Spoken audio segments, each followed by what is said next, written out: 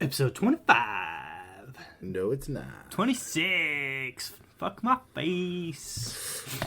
Just said it too. We did just say this right before I pressed the button and then screwed up the whole opening. Episode 26 of the Dukes of Weebdom. Dukes of Weebdom. Burning in now.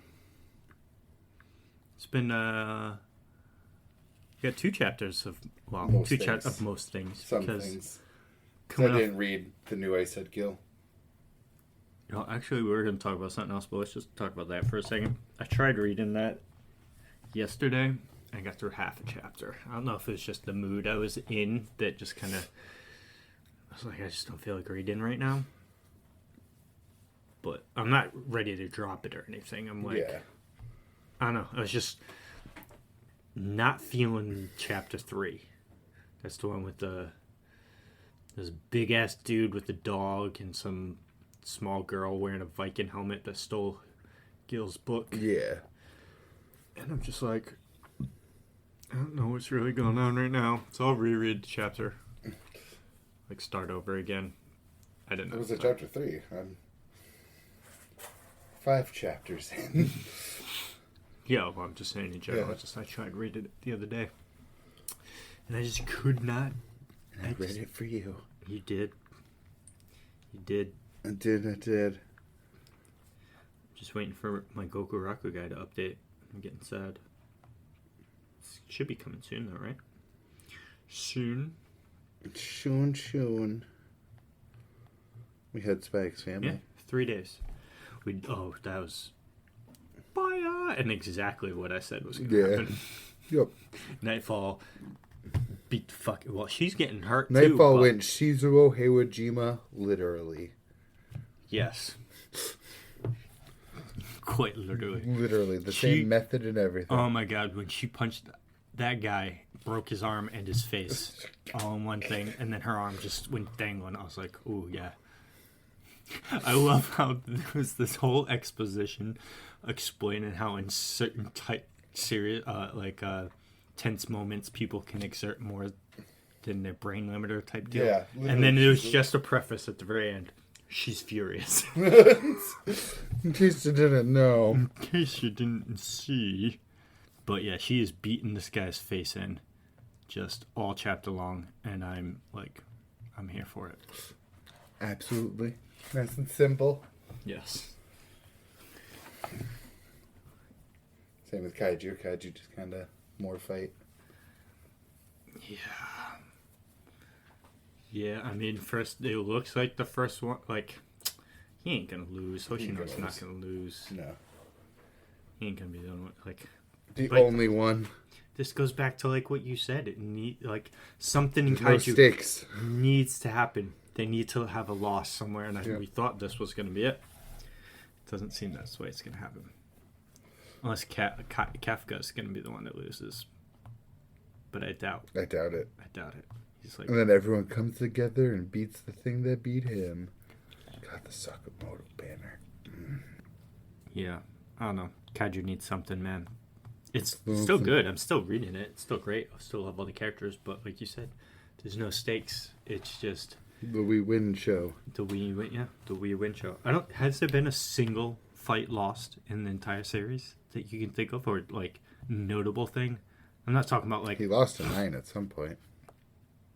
Oh yeah, when they took over Grandpa. Yeah, I guess. Part of me still feels like they're gonna save that dude, even though he should be way beyond saving. He should be just gone. I don't think they're going to save him, personally. Yeah.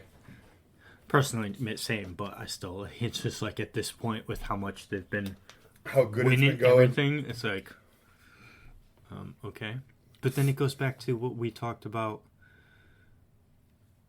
with we talked about this topic with JJK and some other ones. When they beat Kaiju number 9, what's left? And I mean, this one introduced 6 more Kaiju, so it's next Kaiju number 17. Especially since he seems to be the one that's creating them all, too.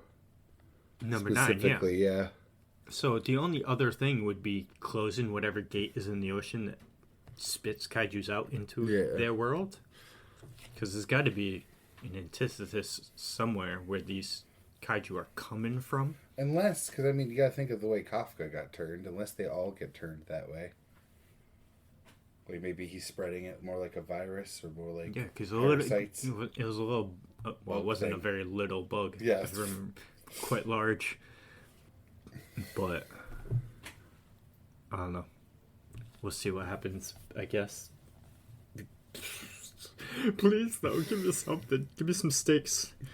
I don't want to worry about characters, but yeah, just beat 'em ups isn't always the best thing in the world. I say that now, but beat 'em ups are pretty good. Yeah. I do like this fight. I wish they opened with this one. Agreed. But, I mean, we had Shinomiya, too, so her fight was dope. It was good.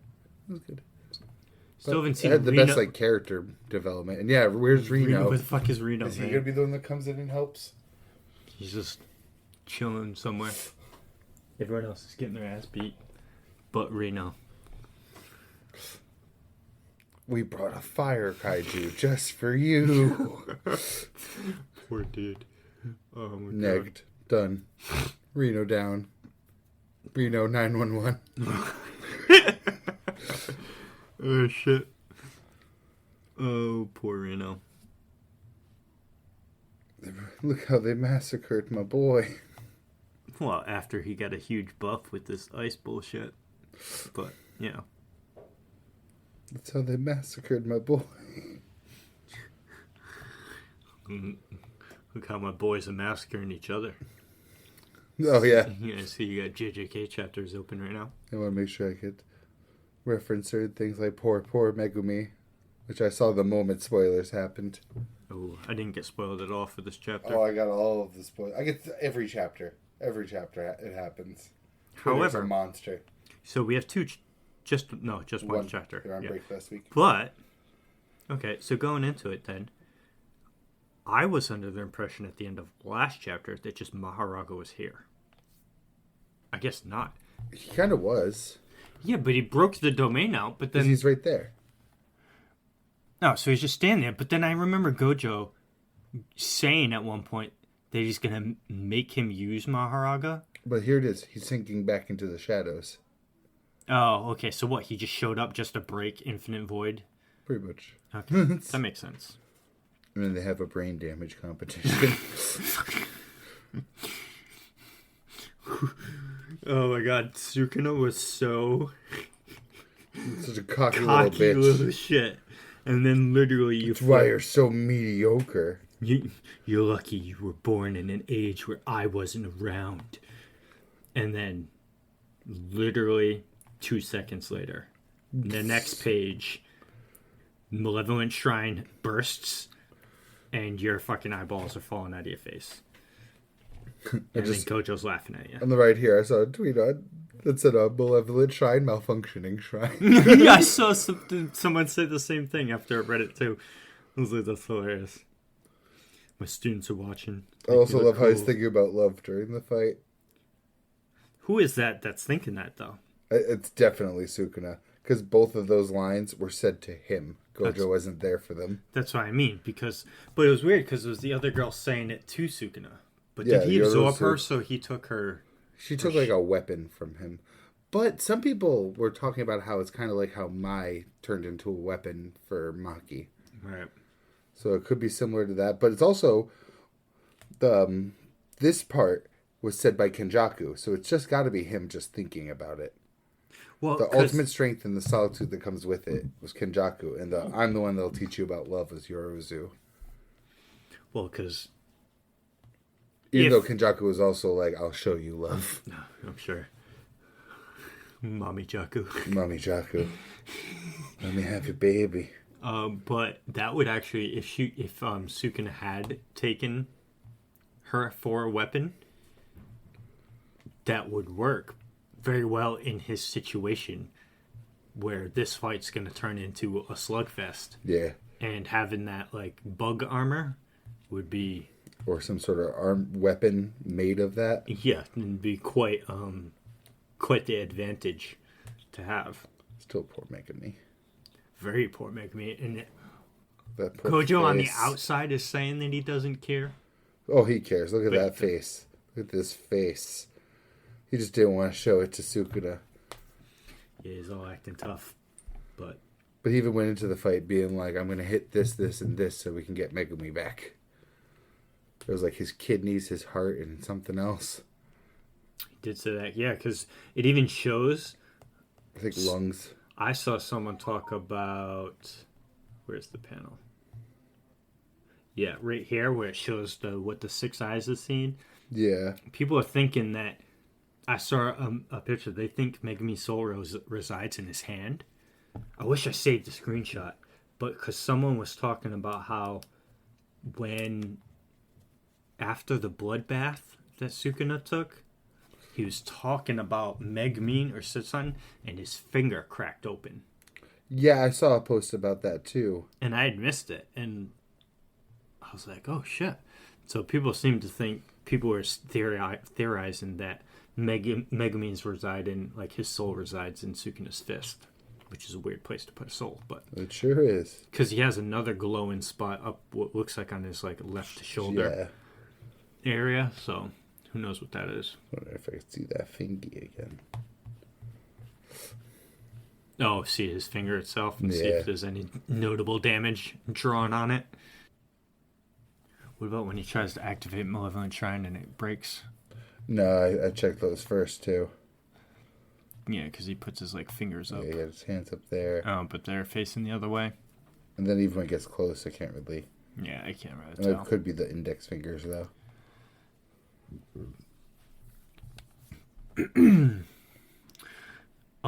I'm surprised at how long this fight has been going in the manga, to be honest with you.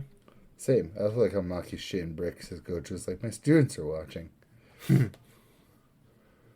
I want to see Yuta fight. And I also want to see Yuta fight. I miss Yuta fighting, but I can wait. I want to see his domain. I need to see his domain. It's Rika time, baby. Because it's been, what, 6-7 chapters now? Just straight Gojo versus Sukuna. Oh, yeah. I'm fucking loving it. I'm here for it, dude. Gege's just giving the fans what they want. Just straight. I'm ready for 2 whole volumes of Gojo versus Sukuna. It's a little soon, but I'm ready for fucking 2 whole episodes of Gojo versus Sukuna. Oh, are you caught up on the anime? Yeah, I am. I am. Yeah. I told you, though, they kind of dropped the ball on the Gojo going crazy part. Yeah, and I saw all of it on Twitter for the episode. But you see the side-by-side comparisons with the manga, and the manga just looks way... You know what it is? It looks crazier in the manga. It's camera angles. Yeah, well, even just like this face in the... yeah, when he's in the sky with the hands, and he's like, I alone am the honored one. He even says it like, Yeah. Instead of the crazy man, like that, him in the street, in the manga, when he's walking down the street, he looks fucking insane. We say that, are you right? Yes, I guess you're sure you're right. Yeah, I'm sure. For real. But, I don't know, man. But, it was still good. I'm not going to sit here and say that. I thought, because I said this to my wife, because my wife doesn't really know, she doesn't read JJK. Yeah. But I thought this was episode 4. Is it not? Or is this episode the 3rd episode? I have no clue. But anyway, regardless. I didn't think that there was enough left of the Henley inventory to do a full episode. Because all that's left is for Mei to brainfuck Gedo. He said it again. 2 weeks. Oh, not Mei. Fucking... Yuki. Huh? Yuki. Well, it's not even her that brain fucks him. He also sees the 2 kids locked up in cages that can see curses from the village, and then he kills that entire village. Yeah, that's after the talk with her, right? Because then that's the last... because he's still mulling over it. Because that's the last time Gojo sees him, because then Gojo goes to that town and sees what Gedo did, but then Gedo's just long gone, and he doesn't come back. And Gedo kills his own parents, even. Oh, yeah, that's right. He mentions that. Because they do see each other one more time, too. After he's already killed the village. That's when they're walking in the street. Oh, in the town. There's enough for another episode. So I guess the whole next episode is just going to be Gedo's descent into madness. That, and I think I think Yu dies at some point. The one that really likes Geto and like looks up to him. Pretty sure that kid dies because he's not in the present. You know who else? Okay, maybe I'm just completely forgetting what happens to this character. Who's Shoko in the current timeline? She's literally in the room watching the Gojo fight. Is she? She's the doctor that talked to them in the autopsy room. Oh, so she's literally a nobody. Kinda. I mean, she's the doctor for the whole school. So she's just a doctor. Was she the doctor that went over Yuji when he, quote unquote, died? Yeah. Yeah. Okay. She's also the one that was in that room where she was like, there's just one of us missing, and they were talking about Geto because they were a trio. It's background characters. Yeah. Basically. Because they, like, put high emphasis, or not really, but they, like, choose kind of, like, in the beginning of season 2 when they all showed up and they're all talking after that cool loop devil thing that they were fighting. Yeah, she's kind of with spirit, them. rather. Not devil. Devil's totally Chainsaw Man. Curse. Curse spirit of whatever kind. Yeah. I'm like an anime. I'm just so ready for Shibuya, though. Same. Are you ready for 2 recap episodes in a week break? No. Ready for one of those recap episodes to be half of what we already seen? All of the... Oh, of just... Half of that episode's going to be what we've already seen, and the other half will be JJK 0. And then there's another one for season 1. Well, they kind of need it because, listen... They need it for season 1. They do not need to recap Heavenly Inventory after just finishing Heavenly Inventory. No. But the fact that you see the fucking... Because they go backwards. Season 1, fucking 0 is a prequel, and then this is a prequel to 0. So it's like... Again, with how much time between season 1 and now, also... Like, I bet there's anime-onlys that don't even remember, like, Kenjaku's Geto at all, or Geto is around, or anything. Well, they also... He's such a minor role in season 1 of the anime. He's kind of just there, but no... Well, actually, no. They should know at the end of 0, he's... That's what I mean. The most recent thing they've seen is Geto die. True. And it was a long time between season 1 and that movie. But what it was, because... Wasn't chapter 0 written before or after? Way before. Before, yeah. It was like a pitch for the pitch meeting sort of deal. Like it's a pilot. Right. Because Yuta was supposed to be the MC. Yeah. But he changed it to Yuji for whatever reason when he... Thought it had more mileage. Maybe. But that's why the whole thing's all fucked, because 0 set up Yuta, beaten Geto, but then you had to set up Geto just to have him become He didn't, just to fucking have him be Kenjaku. Since before, Geto is just a way more compelling villain than Kenjaku is. It's all Kenjaku's fault. Kenjaku could be more compelling, but it's the fact that he just doesn't even care about his own plans, really. Right? He's just weird. Like when confronted about the Yuji, and he's just like, oh, that's just a side thing. I don't really care how that goes. Totally forgot, until I read somewhere, that the fucking gravity stuff that Kenjaku has is totally from Yuji's mom. Yeah. Yeah. Yeah. But then it's like, then shouldn't Yuji also have that? Because isn't cursed techniques hereditary? Like limitless? Yeah, but then again, Shadows. Not everyone gets limitless. Same thing with 10 Shadows, because Mai's from the same clan and she had creation. True. And Maki had nothing. Oh, but Naoya inherited his dad's technique, the stupid frames one. And then the blood stuff from... For the Kamo clan, yeah. Yeah. I don't know. Yuji's still a mystery. I'm sure we'll get answers, but... because Megami didn't get his technique from his dad. No, but he got it through from the family. From the fam. From the fam. Which he got from...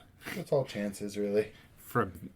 I had to mention that, too, because my wife did not notice that Toji was referring to Megumin as his son. Yeah. It's like, that's Megumin. That's why I made sure to emphasize it, too, because, again, it's been so long since season 1. not like I don't expect anyone to know Megumi's last name if they're enemy only. Like, that was the only hat tip before that last episode we just saw. Was he said, I go by Fushiguro now. Yes. Which is good. Because fuck the Zenin clan. No. But Maki does that for us. And that's the other thing we will absolutely see next episode is Gojo meeting Megumi. Yeah, but isn't that like a page? Yeah, like but I mean, but the anime could do like 8 swooping camera shots through 10 different Japanese Shinto shrines. True. Let's be real. True. That negative space will be full of someone dreaming of an aquarium. So, like, they've done just fine expanding this material. Yeah. Chainsaw Man was another crazy one. Yeah, it was. I thought that chapter slapped. Which one? The second one, not the first of them. The first one, I was just like, what the... It's so funny. I love... One of my passions in life right now is seeing people set themselves up for disappointment on Twitter, where they build up this, like, structure of where they think a story's going in their head, and it just doesn't go that way. Oh. This is like... Because it happens with the JJK fandom, literally constantly, but I saw it with the Chainsaw Man fandom this week. Dude... Talking about how it's going to go into his, like, his trauma and, like, how it's sexual assault and shit. Mm-hmm. And to be fair, I thought it was also going to go, like, not fully in that direction, but somewhat. But no, he just went right into simp mode. Full mega simp. Yeah, because you saw me do it in real time when he was in his mind about... being all cool and stuff like that, and I was like, yes, Denji, yes. And then it was just what I want to say, as it shows him up there licking and sucking the tentacle of the octopus. And then she just turns out it's like a fucking Yakuza gang just shows up with baseball bats while she's singing death metal love songs over here. Do you know what song it is? Hilarious. No, it's a Maximum the Hormone song. Is it? Yeah. That's awesome. I saw a bunch of compilations of people putting the manga pages to the song. I didn't see any. I need to see that. That's cool. But he just beating the shit out of these dudes. Do you think we briefly talked about? You think Yoshida set that up for them to do that? Because he did. Well, he set them up like on a date, but I don't know if he set that up for that to happen. Because if Yoshida wanted to actually hurt Denji, there'd be plenty of fucking ways he would have already done it. True. Like, he's been very consistent. I think a lot of people were saying, and again, people like to build up a story in their head, but a lot of people were pointing out, like, how whatever organization he is working for right now, they sent a damaged teen to fix another damaged teen. I think he's just bad at his job. Because and it's like there's a point that at every turn Yoshida's talked to Denji, Denji has mentioned, hey, I just want to get laid quick. I want a desperate girl. I want this. Like, and Yoshida shipped up what he thought Denji wanted. I think it's just a wild coincidence. Or that girl connived her way into that. Like, she approached Yoshida knowing and being like, I want to suck Denji's. And Yoshida's like, Denji wants that. Oh, cool. That's what I think. I think she probably put herself in that position for that to happen. You know, Denji is uneducated? He's stupid. He's not smart. But he should have a reputation of just beating everyone's ass. Strong people's asses, too. So it's like, why do people still want to smoke with him? We don't know yet. This girl is clearly crazy in some degree. Because it's like, I mentioned last week, or not last week, the 2 podcasts ago, I was saying how, why does Famine want to smoke when Chainsaw has defeated 2 other horsemen? And you think you're going to come at? And use him. But I think Famine's approaching it the smart way. Now that I think about it, she's getting other allies. She's building a team to do whatever she wants to do. Makima tried doing the control. Had her hands in the dirty work. But Makima wanted to control Denji. She wanted to control the chainsaw, so she got greedy. She had to break him to get what she wanted. Like, she couldn't get her control over him without him being completely broken. Yes, and it didn't work so out well for her. So she had to get personal. Mm-hmm. Well, Famine, her goal, whatever it may fucking be at this point, she can start doing it from afar constantly. She hasn't had to even... Has she even been face-to-face with Denji yet? I think maybe in the aquarium. Well, right after the aquarium, she was there, but then... In that moment where Yoshida knew exactly where she was standing. Yes, you're going to talk about that. Oh, we're talking a lot about Yoshida today. Then they went out, because her and Yoshida went out for coffee, right? Yeah. Yeah. And that's when she admitted that she's like, the Lord of Terror is coming. Yeah. Okay, cool. Thanks, bitch. Yeah, Moving on. Yeah. Go away. Tell me your motive. Like, just tell me. Just info dump me. Exposit at me, Fujimoto. Giga's doing too much of it. Share the exposition. Split it. Split it evenly. Split the love. Oh. Fucking Yoshida.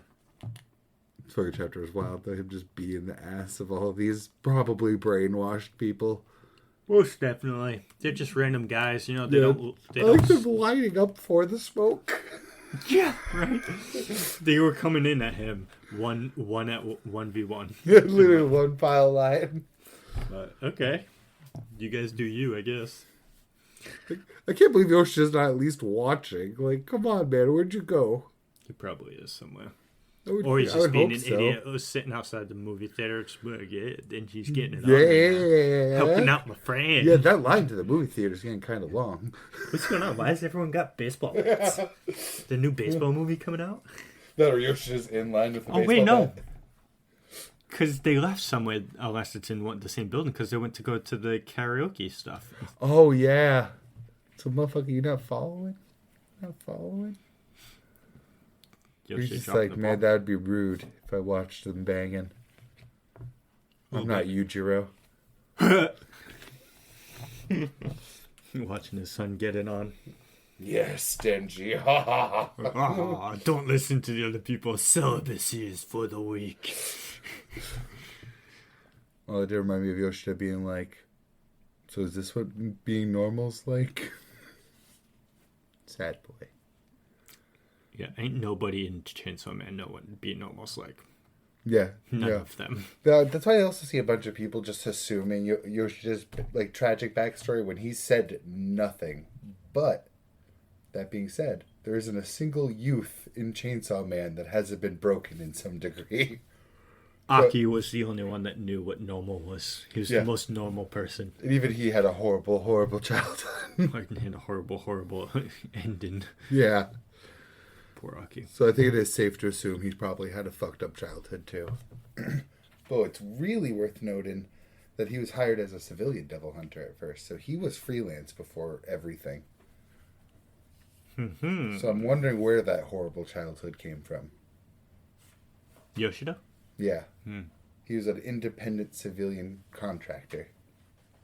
Or he was working for his organization that bred him through some fucking child thing and then put him in there as a civilian. Posed him, yeah. That's fair.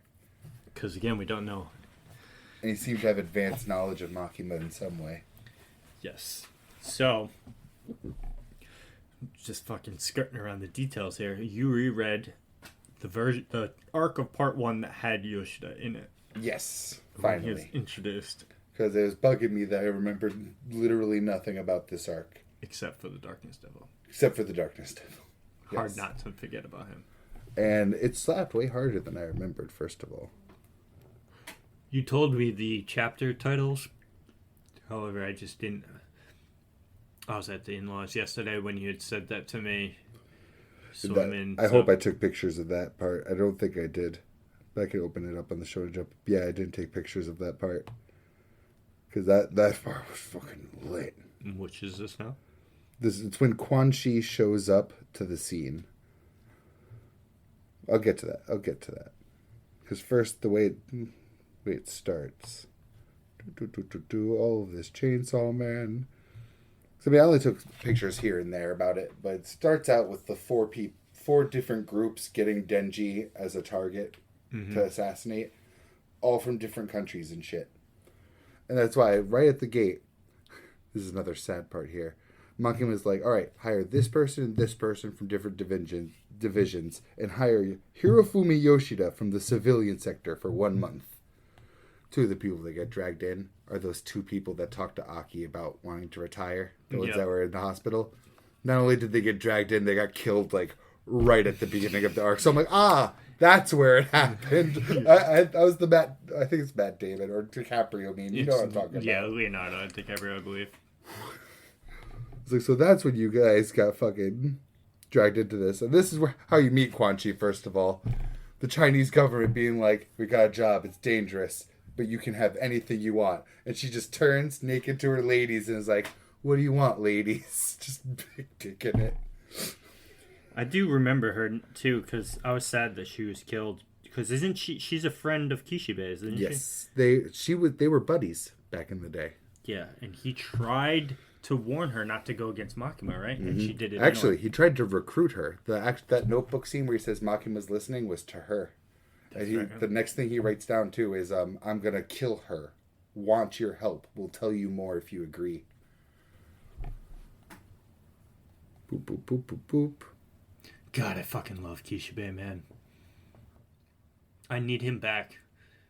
Because it's like, I know that whenever Kishibe comes back into the story, the plot's going to start moving because he's a no-nonsense person. Yeah. And, he just gets things done.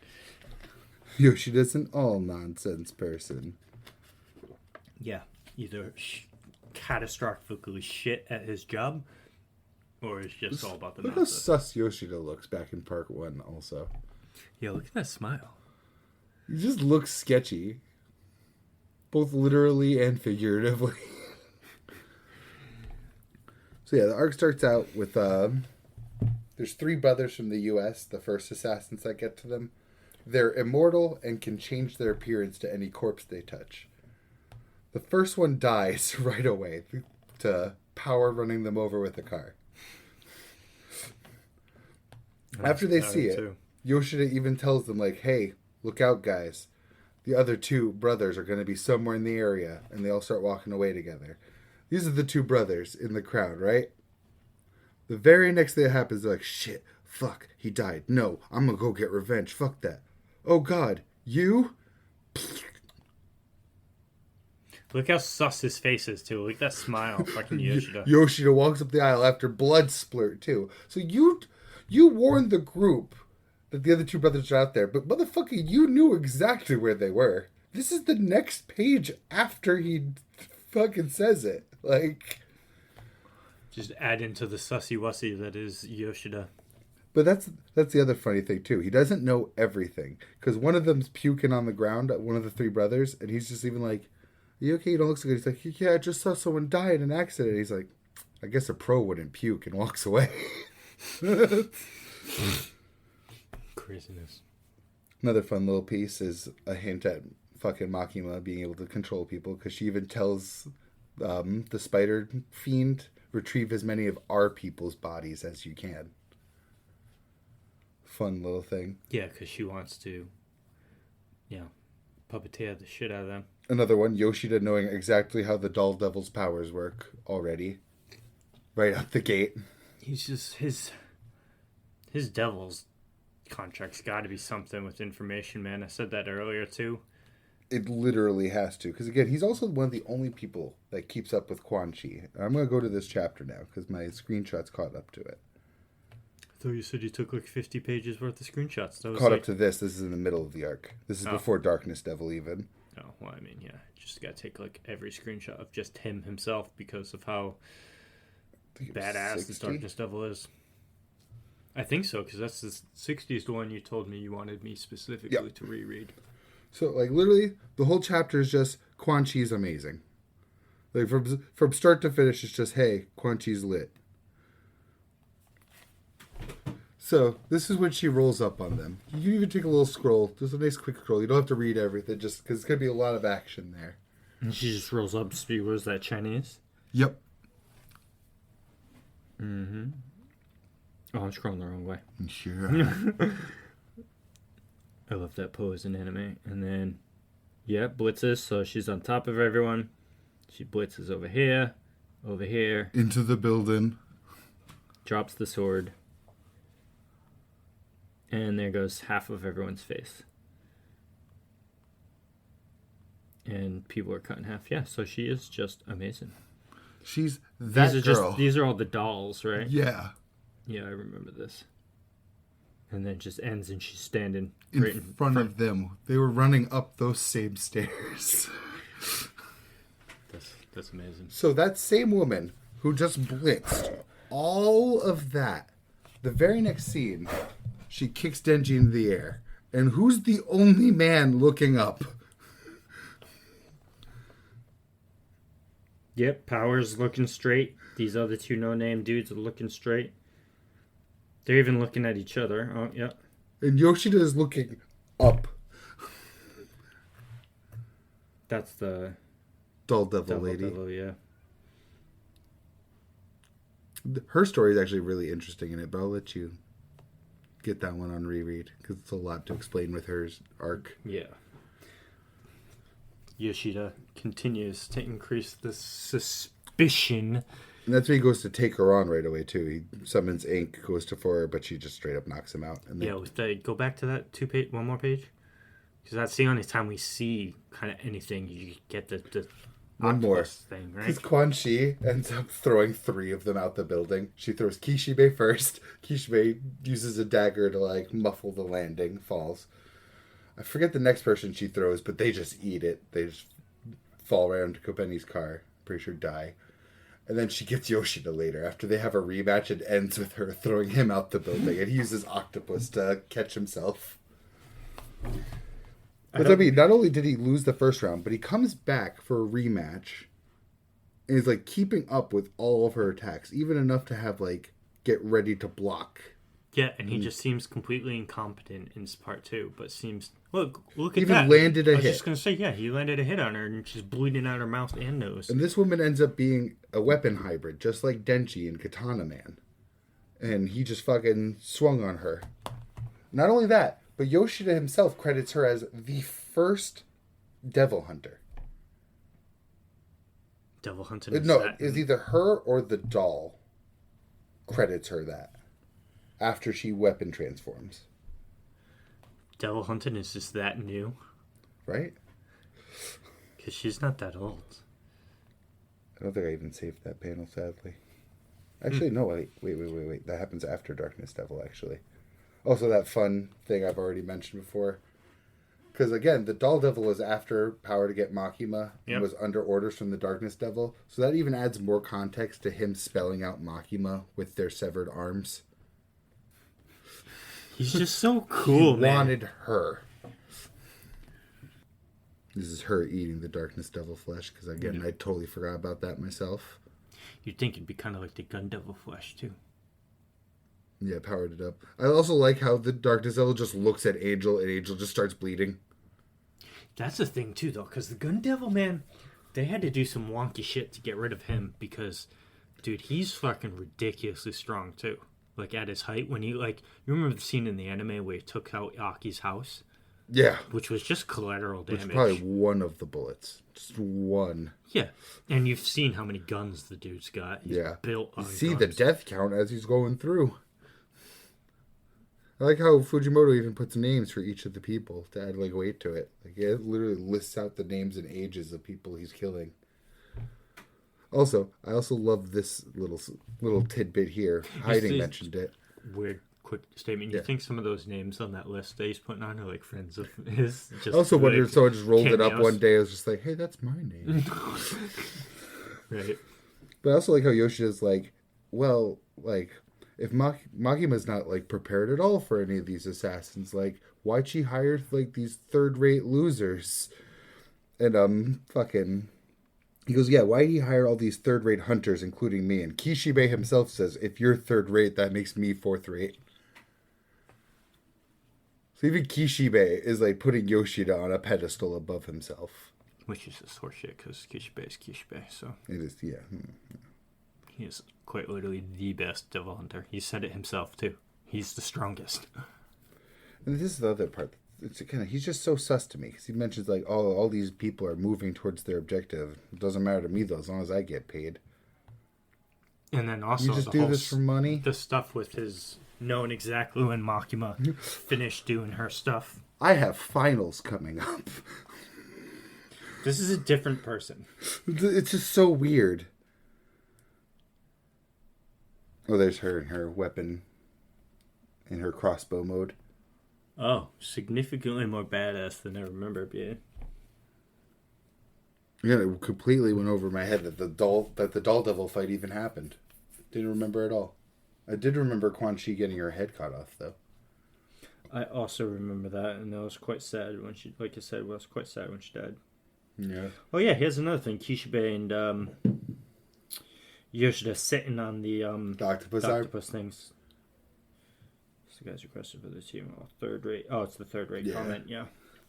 There's another interesting one when oh, there's the doll devil for you too. Oh yeah, I just saw that. Yeah, her and Denji fighting. I love Quan Chi. But yeah, Quan Chi's squaring up to start fighting Yoshida and Kishibe.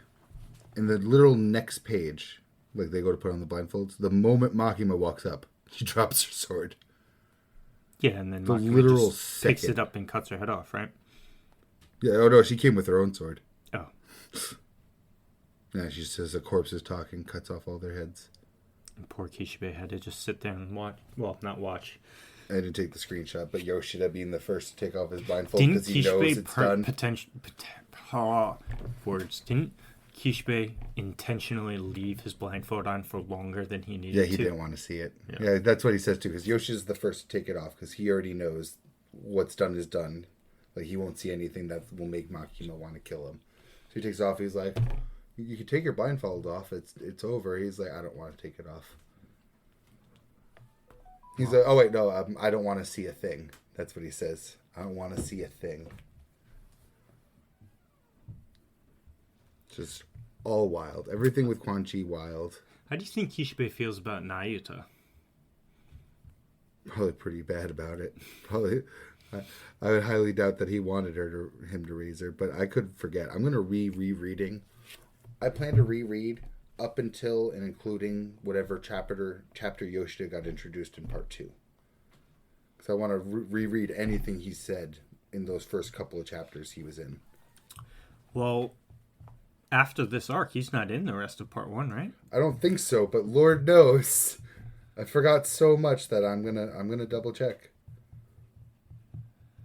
Because they should have hired him just for this job, and I highly doubt he would have put himself in extra danger. True. But, It's just, he's just the sussiest sus. Because that's the other thing. That's why I wanted to reread the first couple chapters. I want to see his wording when he mentions the organization he works for. I want to reread those words exactly. See, what parameters he puts where, give any hints or anything. Especially now that I know he was a civilian, because that means either he was never a civilian devil hunter or something changed between then and now. Maybe he got picked up by the organization. Because he's very capable. Well, he was very capable. I don't know what happened, but everything he's touched in part 2. Fight. He's just very bad at the task given to him. Yeah. True. Not for lack of trying. Unfair. Yeah. He's tried it every turn, but Denji's just that special level of dumb. Denji is a very special level of dumb. I still think that you can't eat this cake, and Denji just going at it, and Yoshida just surprised Pikachu face. What's the saying? You can't have the cake. And he grabs all the utensils, being like, "Look, Denji, you can't have everything. See, look, here's a cake. You can't have this cake. You can't eat it, so don't eat it. Show some restraint." He's just like, no. And it's just Denji will always eat food because Denji will always do what he wants. The only reason he's living a normal life now is because Yoshida made a compelling argument for why he needs to. He doesn't want Nayuta hurt by public safety. It's the only reason he did it. True, but Nayatsu is also part of his dream, right? To have a quote unquote family life. Yeah, and a normal life. If anything, Yoshida's pointing out the fact that Denji's being hypocritical, trying to balance being Chainsaw Man with getting the normal life he's always asked for and that he wants for Nayuta. But again, Yoshida's still very bad at his job. He did just kind of put Denji on a date with someone that wants to kill him. Unintentionally or intentionally, to be determined. Yeah. Oh, jeez, man. I don't know. He's just, everything he does. It's sus. It's beyond sus. I'm ready for the Yoshida backstory chapter, please. Can I get the Yoshida backstory? I mean... Maybe not right now, because they're in the middle of something. But yeah, can I it'd get be a it very after? oddly placed, but yeah, it needs... Or when he jumps in on this, if he jumps in on this? We do definitely need answers. There's been a lot of question poison happen so far in season 2. If they won't give me his childhood, at least give me the organization now and give me his childhood later. Yeah, I need some... I said it a while ago about Chainsaw 2. I need some more payoff coming. I need some answers to what's going on. There's a lot of fucking questions that have been posed. Famine. There's a lot of setup. It's still all in setup. Like, this does nothing to move the plot of some random girl wanting to suck his dick and then tries to kill him. Yeah. You know what I mean? So... Doesn't move the needle. Unless it has something to do with the Church of Chainsaw Man, which I doubt, because the Church of Well, no, the upper higher-ups do know who Chainsaw Man is, because Famine and whoever's hand that was that came out of the shadow. Whoever's fake Saw Man. Yes, and Fake Saw Man. But do you think Fake Saw Man is the same as... The President Kid? The President Kid? I don't know, because he doesn't carry himself like the President Kid, but then again, he could just be put on the show. Yeah, but the President Kid doesn't strike me as someone that's going to just jump into hell and start fighting... Facts, yeah, I don't think it is. So I don't know what the fuck is going on. Now there's, potentially three Chainsaw Man? It's like, what the shit is happening? Questions after questions after fucking questions. But it's okay, though, because it's all set up and hopefully the payoff is worth it. This could be to show that he's getting weaker, because the whole point of Asa taking over as a devil hunter was to get Chainsaw Man out of the news, get the fear lowered, get his power lowered. Well, isn't his fear already lowered? Because everyone loves him, doesn't hate him. That's what Machina did. Fear him. Oh, yeah, so he's getting... I mean? The less coverage he gets, the less people even think about him. So, because he had the opposite effect, because Makima played that to make him weaker, too. Made him a hero. So the fear of chainsaws went down to make him weaker so she could control him. But then he went berserk and, oh god, that happened. And then... Now they're trying to get that Chainsaw Man back.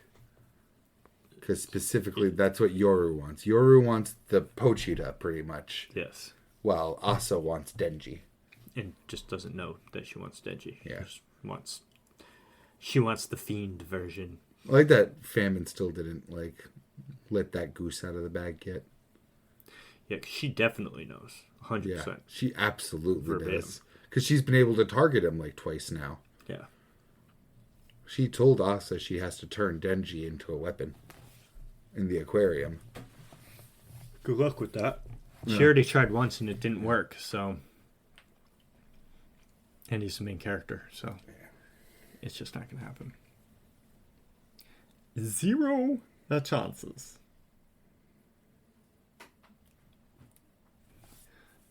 Zero.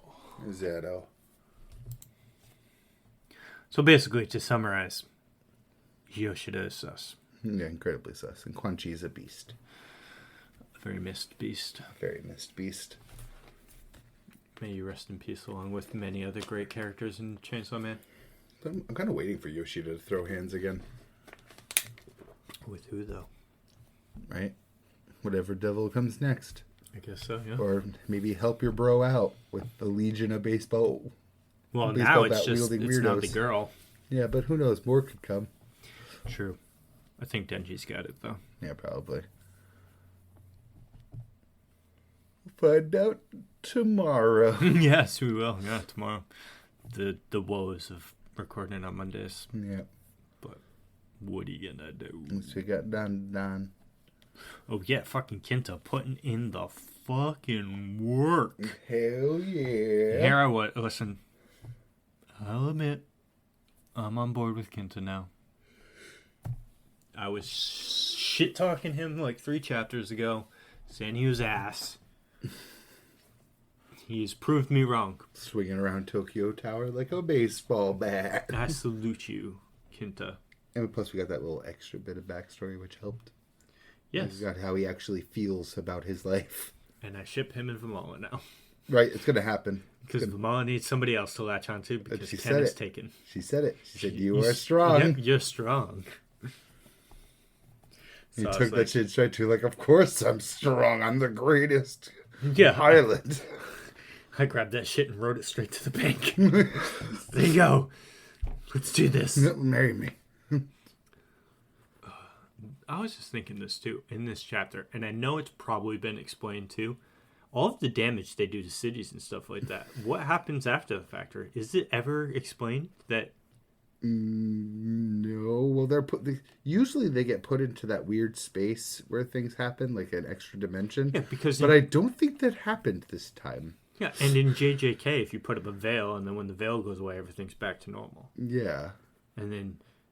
That or they're at least kept out of it. I think it's different for Dandadan. I think it is like a literal parallel dimension, because the whole Loch Ness fight, and then they just end up back into the school after naked on the ground. Yeah. But again, I don't think that happened this time. I don't remember them being put into like a weird space, at least. But the Serpo knew that technology. Like, they used it before. I think they used it with the Loch Ness fight, actually, because they were there. Maybe they just did put it on. I'm sure it was something. Yeah. Or maybe the city would just be wrecked. I did also think about all of this collateral damage. Because I'm also sitting like, has no one seen a giant Godzilla and a fucking Power Ranger fighting right now in the middle of Tokyo? Are people in Tokyo Tower? Oh, most definitely. I mean, it's Tokyo. Most populated city on the planet. And the kaiju also grabbed a giant building, too. And I hated them power scaling each other's buildings. I was dying. Well, mine is 330 feet. Well, mine is 333 feet. And when you add 3 plus 3 plus 3, that equals 9. And 9 is... magical weapon. It's a divine number. Yours has 3 feet, mine has 4. It was amazing. Fucking ridiculous. It was great. I loved it. I loved every second of it. Kenta is my dude now. He's... Well, I mean, no. Okuran is my main thing. GG, baby. Taking them GG stocks. No, I mean, GG's great. GG is great. He's great. I just think Ken's better. It's true. Momo's the best, though. Momo and Ken together are the best. Momo's the best. Momo and Ken together are the best. I need an anime for Dandadan, man. It needs to happen. They keep having rumors that it's got picked up, but I haven't heard of studios, and that's my rule of thumb. If I don't hear a studio, I don't believe it yet. Yeah, I wouldn't either, to be honest with you. I don't know who would take it at this point. I mean, Mappa could, in theory. I don't want them to. I think they'd want to, though, because, like... It would complete their monopoly over the Fuji... the Fujimoto triangle. Yeah. But... I just don't know, because I want... We talked about this before. I don't want Mappa's style for... Dandadan. I heard someone else say they'd want Trigger, and I'd almost agree if Trigger ever followed up any of their seasons, ever. Yeah. So I don't want Trigger on it. I also think it's a little too over the top for Dandadan, because you can't just think of the action moments. Yeah, Trigger's Gurren Lagann and Kill la Kill. Yeah.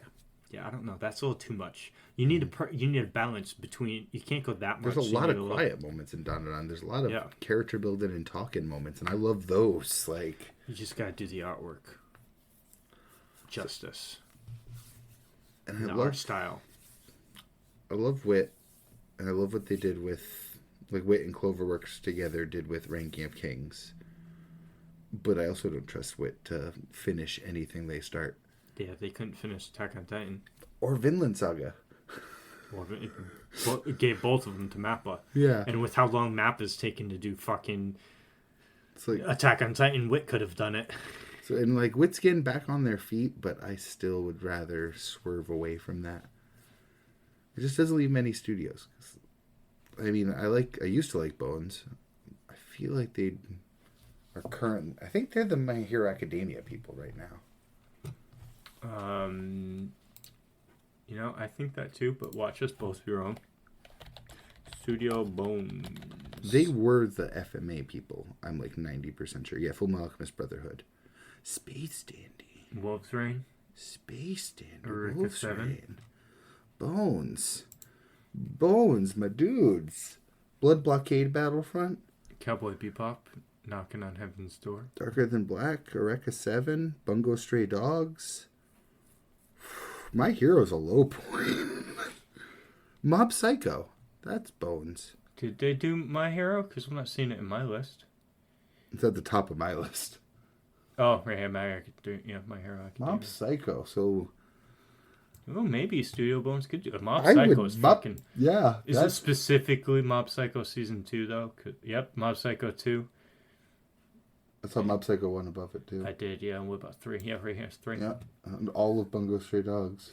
Have you been watching that? Because you fucking loved Season 1. I tried picking up Season 3 again. For like the 4th time. It starts with a flashback arc of Dazai. Oh shit, they did Escaflowne too. Holy shit. Sorry, random. I can't get through this flashback arc every time. I've fallen asleep. Ooh, Sword of the Stranger. That movie's fucking amazing. Yeah, okay, Studio Bones is... They did both of the Full Metal Alchemists. Because that's Conqueror Shambhala right there. That's the original movie. Yeah, and then there's one right here. Sacred Star of Milos. Yeah. Did they do Brotherhood or... Yeah, they did Brotherhood. And as much as I didn't like Eureka 7, it looked beautiful. There's no denying that. Yeah, I actually never watched it either back in the day. What was that? That was way at the top. And you know what else I saw on that list? Soul Eater. So, like, yeah, I kind of want Bones. Just don't give it the My Hero treatment. Well, they did Orange High School Host Club, too. Not that I like that anime, but... Like, I literally think they'd be perfect for it. Yeah, okay, yeah. Space Dandy's a literal masterpiece. You do quite love that anime. You do speak highly of it. It is amazing. Yeah, I'd be okay with Studio Bones doing it, but you can tell they couldn't do it because they got My Hero Academia, and it's about to end soon. So if anything, it's still a lot of work too, man. Then again, it seems to slow down in the more recent years. Yeah, but still at the same time, so they're doing My Hero Season 7. Yeah, and My Hero the Infinity too. Well, I mean, have you? I didn't like it because I just don't watch it. But have you seen? No, it does look beautiful though. Yeah, I won't deny that. And I watched Godzilla Singular Point actually. Did you? Me and my partner watched that together. It looked beautiful. It was good. Something in my brain reminds me that it didn't end as good as it went, but it was good. Especially looked good. I mean, it's a Godzilla movie. They're coming out with another live action one already. They're just pumping them out. I fucking love the live action Godzilla movies, but it doesn't surprise me. It was like what, 1 or 2 years ago now for Godzilla vs. Kong? Yeah, something like that, which was a good movie. Godzilla vs. Kong went exactly how I wanted it to go. That Godzilla just wins. Yeah. Because Godzilla just wins, okay? People.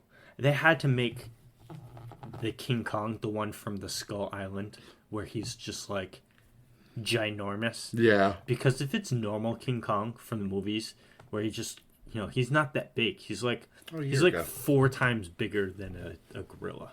He's like the size of like a commercial house. Yeah, a commercial house instead of a skyscraper. A skyscraper, which Godzilla is. It's like Godzilla just steps on him. You're just nothing to him. And then add the breath. But then, and then now, even though you're just a gorilla and he's a fucking lizard that shoots out nuclear-powered blast breath. Yeah. And he's Godzilla, so. Laying the smack down. It's good, though. Yeah, just giant monster. Beat him ups. What more can you ask for? It was good. A bunch of Millie Bobby Brown scenes. In a movie she probably didn't even want to be in. Maybe. Couldn't tell you. I don't know. Her plotline sucked, though. In which one? Godzilla vs. Kong. It's a girl that plays 11. Yeah. She's the one that talks to Kong, right? The little girl? No, she's the one that's with the nerds. Oh, yeah. Yeah. I forgot that plot line existed. Yeah, it was pretty bad. Yeah, you're right. Yeah, I didn't mind the girl that talked to Kong. That part of the human plotline was fine. But the nerds... Yeah. Yeah. There's nothing else to say about that. Yeah. Bones has a... Because like I said too, if My Hero's going to be ending, they would want to invest in... You would think they would want to invest into his future series. So Dandadan would be, in my opinion, a good one to pick up. Because whoa. Go down. More. Go down more. Well, I watched this. Chaika the Coffin Princess. They did that too. I don't know video games. Video games? Persona 4 dancing. What the hell did Bones do for that? Probably the intro, maybe? Atlas. No. It's a good question. Because I did notice, I think it was... Or the animation, maybe, throughout the whole thing. Persona 5 has a lot of anime scenes. One studio did the fucking...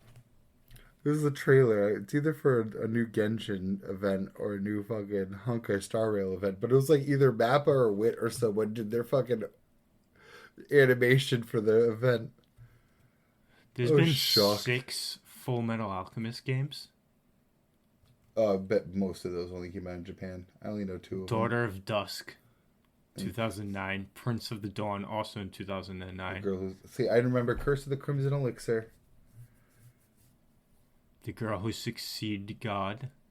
And I guess... And The Broken Angel? Those Sonata's Memories, Bandai. Stray Rondo is also by Bandai. I wanted to play Stray Rondo. That's the fighting game. Oh, no. There's another one right here. In America. That's the one I had. Yeah, I had that one and the second one. This one? No, Curse of the Crimson Elixir. Oh, right here. Stray Rondo, I saw gameplay footage of on YouTube before it. I wanted to play it. That was a long time ago. Why the fuck isn't... Oh, because they're not shown in Jump. Never mind. Answered my own question. What was it? Why aren't Full Metal Alchemist characters in the Jump fighting games? Oh. That's why. That's why, yeah. That Jump manga. Makes me sad. Yeah, because they're pretty iconic up there. Just like... I'd love them to be in fighting games. Just like how like Eren and Mikasa aren't in, and Levi and them aren't in anything either because they're Kodansha. Let's remaster some old fighting games. Let's get the Zatch Bell fighting games back up. Oh, Zatch Bell. I had both their fighting games. I had the 3D one and I had a 2D one. Zatch Bell was part of the original runs that got me like heavy into anime. See, I used to love that anime. Cause I'm gonna be a benevolent king. Because before that, I had DBZ that basically owned my childhood. Then I got into Rurouni Kenshin, Yu Yu Hakusho, Inuyasha, and maybe there was one other big name at the time. I meant to send you a clip. Did you know that 2 of the characters in Yasahime are the child to Sesshomaru and that kid that was following along with him? No! Oh, your eyes! No! I'll send you a clip. It was Mother's Basement that revealed it to me. No! He's like... One of them's the Boruto from the ship that you totally knew would happen, Inuyasha and Kagome, and 2 Boru cousins from the ship that you totally didn't expect would happen. And it was Sesshomaru and the girl. I was so sad. I was despondent. Now I'll definitely never watch Yashahime. She's like 6 years old. If he's like 1,000 or more. No matter how you swing it, it's grooming. Even if he doesn't intend it, it's grooming. Just like accidental grooming. And Inuyasha is written by a woman, isn't it? Yeah, Rumiko Takahashi. Yeah. Yeah. Wow. Savage. Yeah. Though I don't know if Yashahime has anything to do with anything she wrote, so... Like, I don't know if it's an adaptation or not. Neither do I. I got no. It's definitely pinching all the pennies, though. So, like, is it still like ongoing right now? I have no clue. I hope not. But because I remember when Toonami did that whole overhaul, because I still remember to this day. I've mentioned it before. Hiei was about to have a fight. I was really excited for it, and Naruto took Inuyasha's slot. Yep. Because Naruto, One Piece, Yu Hakusho, yeah. Yeah, duh. Zatch Bell, Bobobo. Yep. And there was one other. It wasn't Bleach yet because Bleach came later. Fullmetal Alchemist was airing at the same time as Yu Hakusho, so it could have been that. Oh, as in what? Original Fullmetal Alchemist. No, because I didn't see Fullmetal Alchemist until much later in life. I'd always known about it, but that was one of those things. Well, I saw it much later, like 4 years later. I saw it way long ago. No, I'd binged the whole series like after the fact. That was another one where they would air it on both Toonami and later on Adult Swim because the Adult Swim version had blood and the Toonami version wouldn't. Mm-hmm. Same with certain Yu Hakusho scenes, certain One Piece scenes. Well, definitely not One Piece. Yeah, because they had that shit by the source. Those bastards.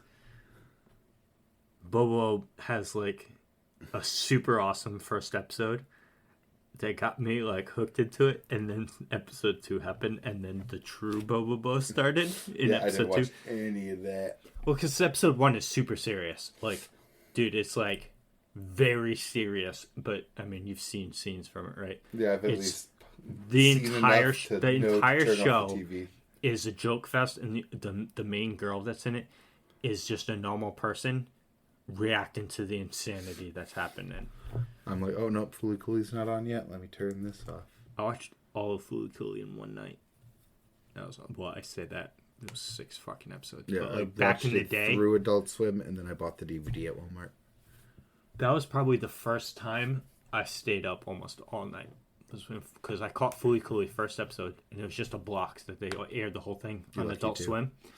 So I watched episode 1, and then saw on the TV guide during commercials. You remember that? Yeah. And it was Fooly Cooley the rest of it. So I was like, oh. And then I watched the whole series in one night. I was like, oh, cool. You see it started episode 1 again, and you're like, where's the rest of the series? Yeah. I still haven't seen season 2 of Fooly Cooley. Don't. I haven't watched it either, but I just hear bad things. It's a different creator entirely, so... Because Adult Swim made season 2 and 3. There's a season 3 of Fooly Cooley? There's more coming. So, what was it? Just an anime only that someone made originally, and it came to Adult Swim? Or it was a passion project that Adult Swim was just airing, but then Adult Swim's like, oh, that made us a shitload of money. We're gonna make another one 10 years later. Yeah. That follows the girl, not the boy. So he's not in the story at all. The girl that smokes cigarettes? The girl that is not on the planet anymore. Didn't they leave the planet together? She left by herself. She didn't take Takun with them. Oh. So he's not in the story at all. It's a whole other like planet or something. Kind of stupid. Or country or something. I just don't want to watch it because it's not the same creator. The giant irons. Yeah. Like, they lost me. Smooth brains. It's going to be a whole bunch of... Just like more Avatar doesn't excite me. Same reason. It's the last Airbender, you mean? Yep. I would take... Because I hear that... Not just the remake, but the movies that they're making with the adult gang, too. All of it. Well, I want to see... I want to take it all, throw it in the garbage can. Well, I want to see more of the Zuko storyline of his mother and shit. I want to see that story thread tied up, and then I'm all set with all of it. I just want to see stories end. Just don't milk them. Yeah, well, that's what I'm saying. Yeah. Just because Korra was ass. A lot of people like it. I didn't like any of it. But, I mean, there's cool moments. There's cool moments. But as a series, it just fails. Cool moments, cool characters, cool world ideas, bad execution on all of the story beats. So immediately, instead of Korra's place, they should have done a short series of Zuko after. None of them.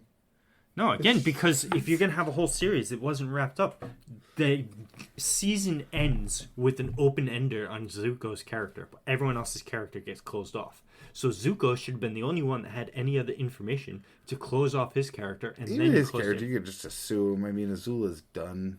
She's not, though, because Azula is a prominent character going forward. Yeah, but she was done. Guitar beater. Yeah. So agreed. Done. She had her little mental break, but... Yeah. And with Ozai gone, Zuko can take the throne. Well, he does, yeah. That's what I mean, like, but... all of these could be assumed by the ending of Avatar. They don't need to make more. Especially this much longer after. It reeks of, like, Disney Star Wars. Trying to fill in all the gaps that don't need filling. With information that isn't going to be as good as the original writing. Yeah, you can say that with Star Wars again. Yeah. I just worry about that with all of them. They're remaking the live action too. Making another live action Avatar. Yeah, show from Netflix. And the original creators were on board and they left. If that tells you anything. Oh. Yeah. Weren't the original creators on the other one too? The M. Night Shyamalan one? I have no clue. I hope not. We'll get fooled again. No, I won't be watching that. Oh, you know, I will be watching though. That One Piece live action. Oh, I will be. I'm on it. Again, everyone that I've seen that talks about, the only people that say anything is Arlong. Yeah, they say Arlong looks so funny. But some people say some stuff about the effects, but I don't think they look that bad. No, I've seen a lot of people actually talk about the Sanji kick in that trailer. They're being like, oh, the way the momentum stops, it looks cheesy, it looks corny. It's just stopping. Yeah, it's a kick, bro. I mean, you can tell, you can see why. You I see what they're talking about, but I don't think it's that dumb. Like, yeah, I don't think it's bad. You can tell. You know, it's very obvious. It's like the old Chinese movies where you can tell they're on wires. Say with Zorro walking on the rocks in that same scene. Yeah, I was thinking of that literal same scene, yeah. Some people brought that up too, but that's also part of their commitment to doing less CGI, more traditional effects. Same thing with building the boats for the sets. Yeah, but I was looking through it too, and it Arlong totally is on the Baratie. Yeah, but so is Buggy. Yeah, but you were also right that it showed Arlong part. It does. Because I rewatched it too. So what I think is going to happen, because I watched Grand Line Review. His review of the thing, and he seems to think, and I kind of agree with it, that they're going to be playing off Arlong as the big bad, so they're going to show him earlier certain things and go work up to it. And it looks like he fights Luffy briefly in the Baratie, so it might be a situation where the first fight they lose against Arlong. Yeah, take Nami. It's probably going to be like a battle royale in there, because the whole East Blue arc is 100 chapters, and they have to fit it into 8 episodes. Yeah. So stuff's going to have to get cut. But, like, the main villain of the Baratie is Don Krieg. And he wasn't in the trailer, but he's been cast as a character, and we've seen his wanted poster. So they're just holding him back for now. Yeah, well, there's going to be one more trailer, and then this show will come out. So maybe Don Krieg will be in the next trailer. But Baratie is also where Mihawk and Zoro fight as well. I just saw a new World Review video, and I don't remember what it was.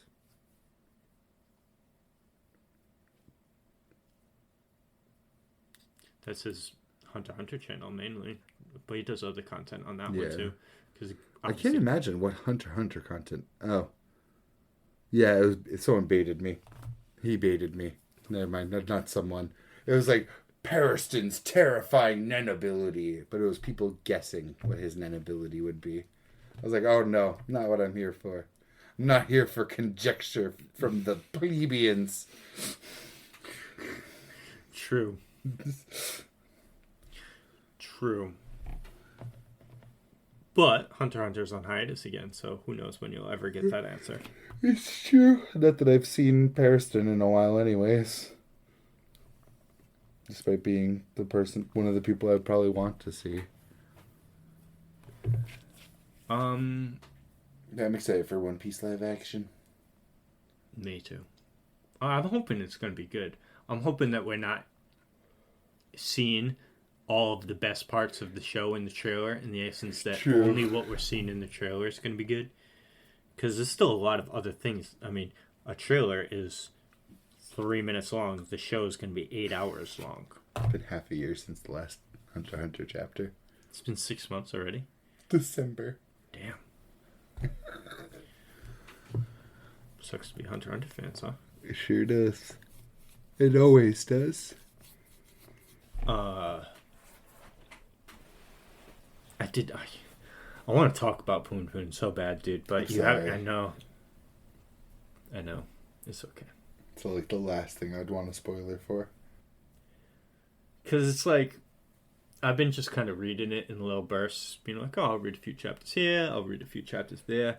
But in one of those, oh, I'll read a few chapters here, some shit went down, and I was like, what the fuck is going on right now? So I read, like, I had to read that whole section out, so I think I read, like, 15 chapters. Damn.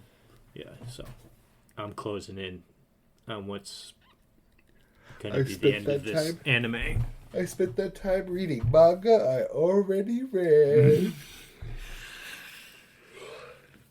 I'm going to have to start, quick note too, before I forget, we're not going to have an episode next week. Okay. I'm on vacation. Nice. Yes. Going camping. So I'll be in the middle of the woods. So maybe in some downtime. I always bring a book with me, like a physical book with me. Last time I brought 1984. Nice. But I only read the first 2 chapters. So I'll be bringing it again with me, seeing if I could. But I'll definitely have to reread those 2 chapters. But maybe while I'm there, I'll read up some manga or something. Remember to download them in case you don't have signal. Yeah. Because you can always download them and read them off that. It's true. So download like 13 chapters of Sakamoto Days. Just a random number I threw out there. Yeah, it sucks too, because I would want, anything I'd want to read Poon Poon, and I can't download a Poon Poon chapter. Nope. That's on my browser. All those buds for it. Well, first off... And then download straight down. Have you even read any more Sakamoto Days yourself? No, because I don't want to get too far ahead of you and make the goalpost even farther. How many chapters does Sakamoto Days have out? First of all, again, it's the banner today. 129. Oh, wow. Yeah. I didn't know it was that old. Yeah. I thought it was like a newer series. Well, I mean, still, that's pretty new. If he didn't take any breaks, that's 2.5 years. I'm still at chapter 13, waiting. Well, technically 12, because I started 13, didn't go any further. Someday. Well, then I'm just going to continue it. I want to read it. It's just I need to finish Poon Poon before I start any other big project like that. It's going to turn into a big project. Well, another one of my big projects is almost done too, Diablo. Because I was going to say, just catch up to me. So we can just read like 5 chapters a week. Yes. Something like that. But I'm inching my way towards completing Diablo. Yeah. Oh, everything I want to do, which I've talked about here. Opened like 2 more caches of chaoses, so nice. Inching that way too. Level 79 out of 100. I can't do any of my other trophies right now. Well, until I catch up to my main. Because I just have upgrade my potion one more time, reach level 100, and defeat Uber Lilith. Nice. 3 trophies. Yeah, and then my platinum. I saw it because I was just looking over trophies a little while ago, and I saw that Elden Ring was at like 71% complete. Whatever. I was like, 71? That's it? I was like, I'm pretty sure I only missed like 3 trophies. Technically 4 if you count the platinum, and that counts as 71% complete. I was like, damn. That's unfortunate. The trophy completion rates on Elden Ring are astonishing. None of them are all that hard.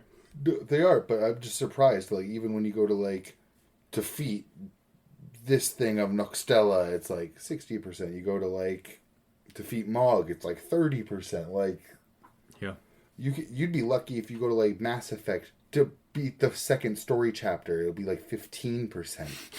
You have the secret bosses or hardest bosses in Elden Ring at like 20 to 40% trophy completion. I missed one boss by one misguided decision of mine. I decided to, the girl, the death hug girl. Yeah, her. I followed her whole quest line to where I needed to be, and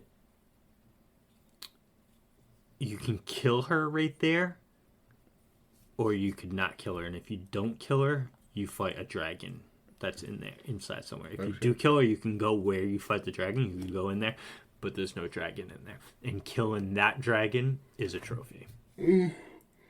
So he's the only boss I missed in my playthrough. And then the other 2 trophies is vanilla ending of just become Elden Lord, and then the cinders. I went to the Atlas Plateau, by the way, last time I played. Oh, nice. Yeah, I decided to leave Verdun for now. Yeah, good choice. Yeah, because I did the Ronnie ending. That's what I'm going for. So I would need to. I had accessibility to get either ending, because just getting there to the end, once you get to the Elden Ring, it's which rune you use on it. Yeah, it literally asks you use the Elden Ring, like standard shit, or then it says beneath it, which is very clearly the Ronnie quest line. And then the other one is to just burn the fucking tree down. It's the other one, the 2 fingers, or 3 fingers one, chaos one. Yeah, or which that's a whole quest line too. Poopy Man. Poopy Man lets you people still die and rebirth, like what's it called, resurrect or whatever, but he literally just taints it. He makes it so that everyone born from then after is like cursed. That's unfortunate. Yeah, he just wants to see the world burn in a different way. Apparently. But now that I think about it, there is technically another boss that I haven't fought, only because he doesn't have a trophy though. The other Moeg, the one that's in the bottom of the prison the bottom of the sewers, which is on the line to the 3 fingers. But the sewers under the capitals, dude, that place is bigger than the fucking capital itself. That's how big those sewers are. I'm only just on the plateau. I haven't even entered the capital yet. I went to the Windmill Village. That game is so big. It's so awesome. Yeah. It's like any time you're finishing a zone thinking, that's it for the world map, you just go a little bit more north.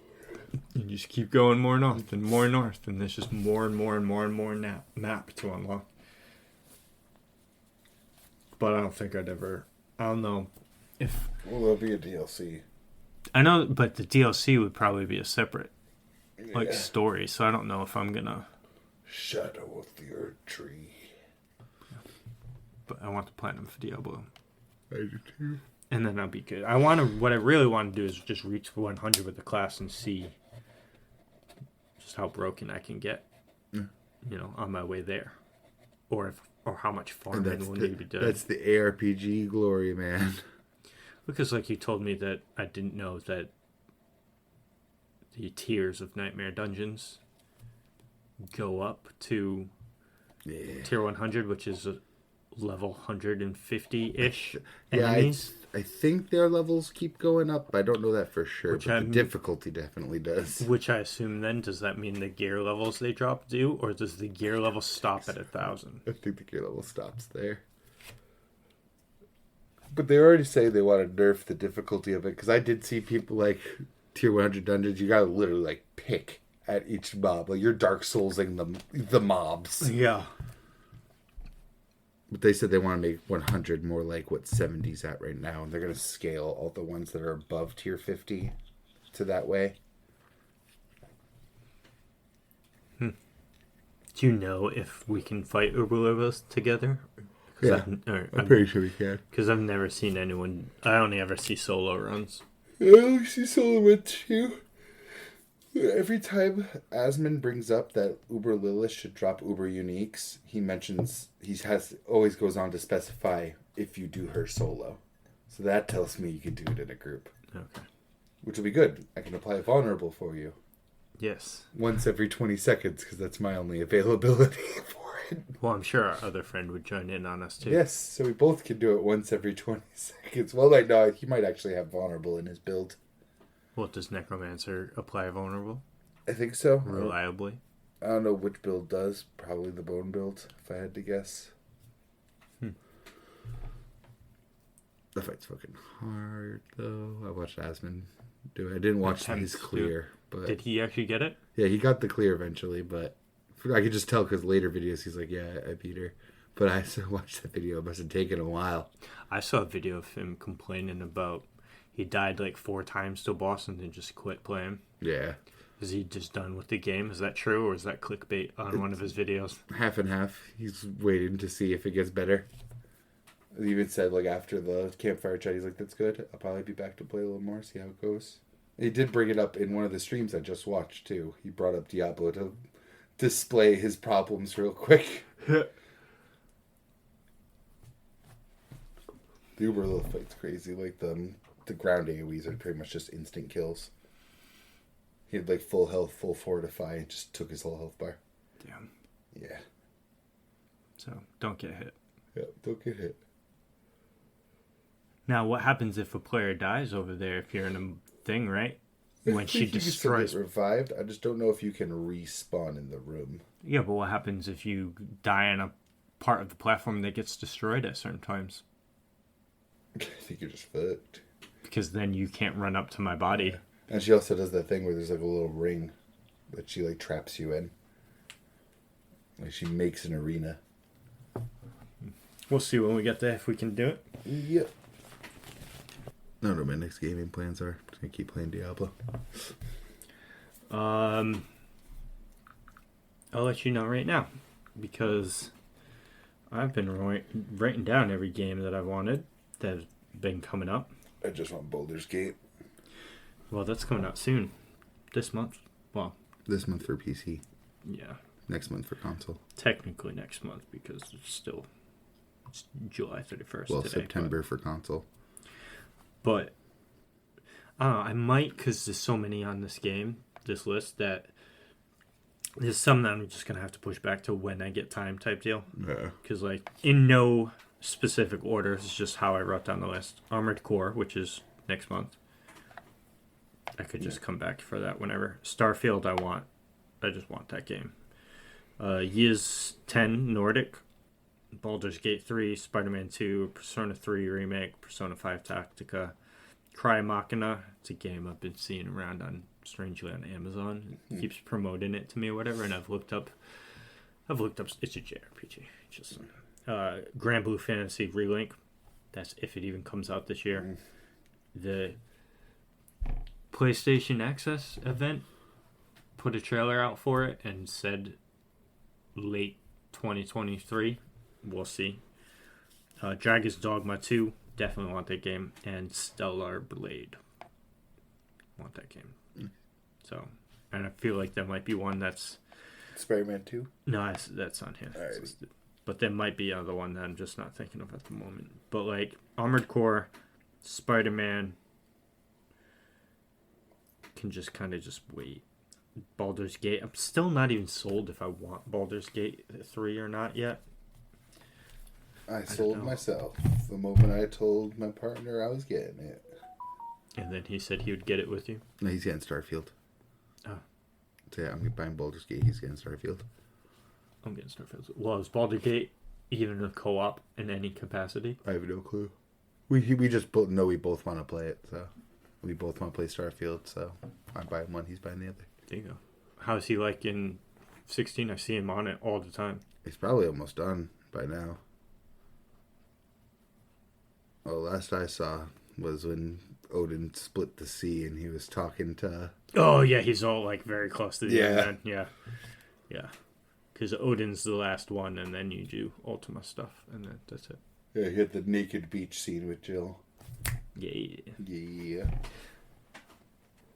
I think that might be after the Odin stuff. I think it's literally right after the sea collapses on them. Yeah, so it's right before he goes and actually fights to fight Odin like completely. Yeah, you're right. That was the last I saw. I think he's played since then. Nice. So, I mean, maybe 1 or 2 more seasons and he'll have at least the story complete. And if he wants to do like he probably stuff. won't. No. He's absolutely despising the side stuff. I don't mind it. I don't think it's bad. I mean, like I said, last time we talked, some of the side quests are very 14-esque in the sense that they're just a fetch quest type deal. But a lot of the side quests that have to do with like a significantly named character, like the blacksmith has his own quest line. Yeah. That's a good thing. It builds on that character of the person. You know what I mean? It's character development for these side people that if you just put through the story, he's just some dude that I talk to every once in a while to upgrade my gear, or this is just the shop manager that I buy potions from.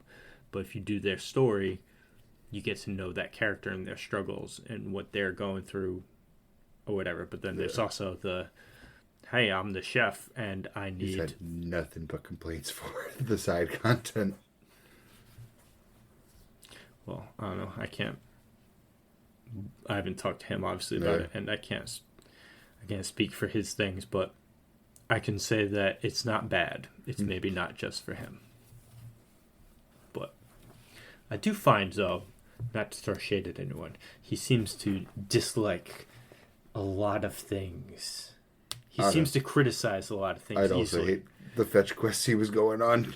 Well, I mean, like I said, there are some that's like the chef that's like, oh, get me some octopus fucking tentacles so I can cook this thing. Go do this for me, dominance.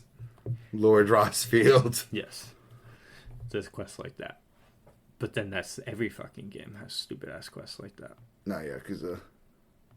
Bullshit. Nah. Yakuza definitely has a lot of bullshit fucking quests. No, all of those got funny jokes to them at least. Okay, but Final Fantasy 16 is not a comedy. So because there's no comedy... So it's grimdark and a fetch quest.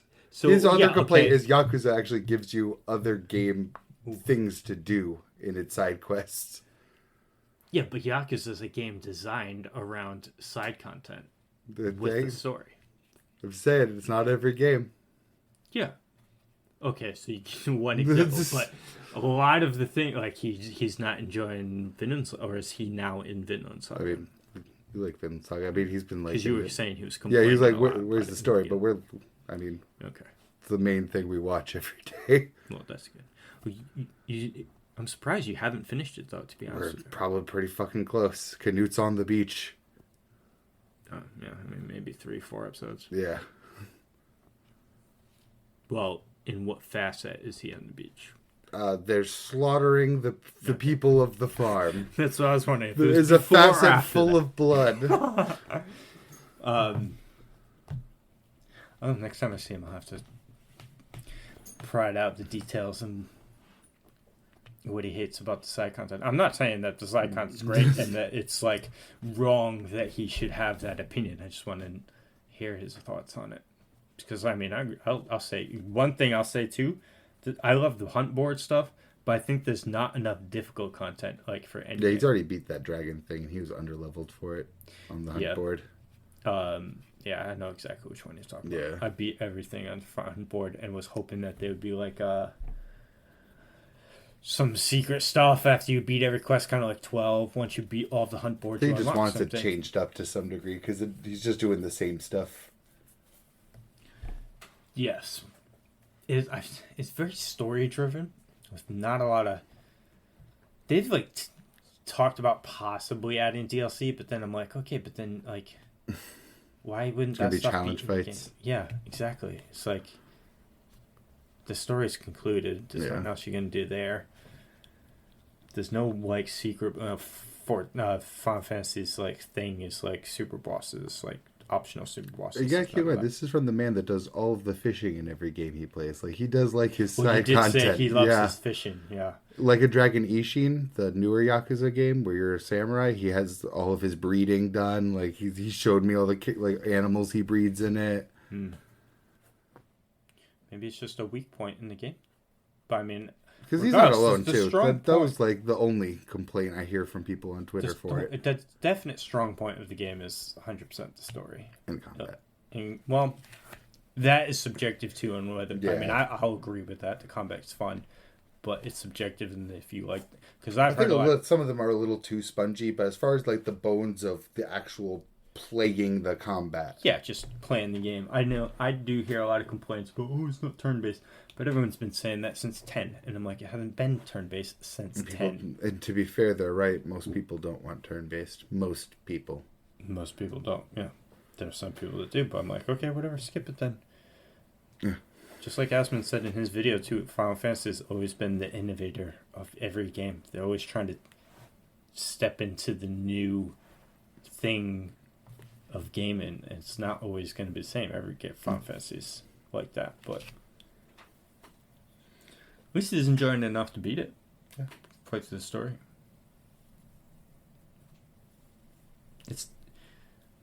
It's a good game. I like the story, but like I said, I don't know where. I'm still not sure where I'm gonna put it. Where I would put it in like the rankings of other ones. I don't know. That'd be a tough one. Yeah. It's definitely not anywhere near the top 5. That's a hard one to breach.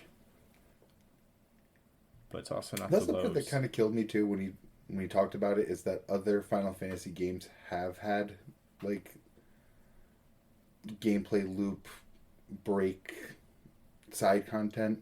Yes. Like you had Blitzball in 10, you had fishing in 12. I see what you mean. So he wants to play the game, but he doesn't want to have to be forced to play the story at every given point. He wants to be able to be like that, okay, or like have the side content be exactly the same things he's doing when he goes to play story. I get what you're saying. Okay.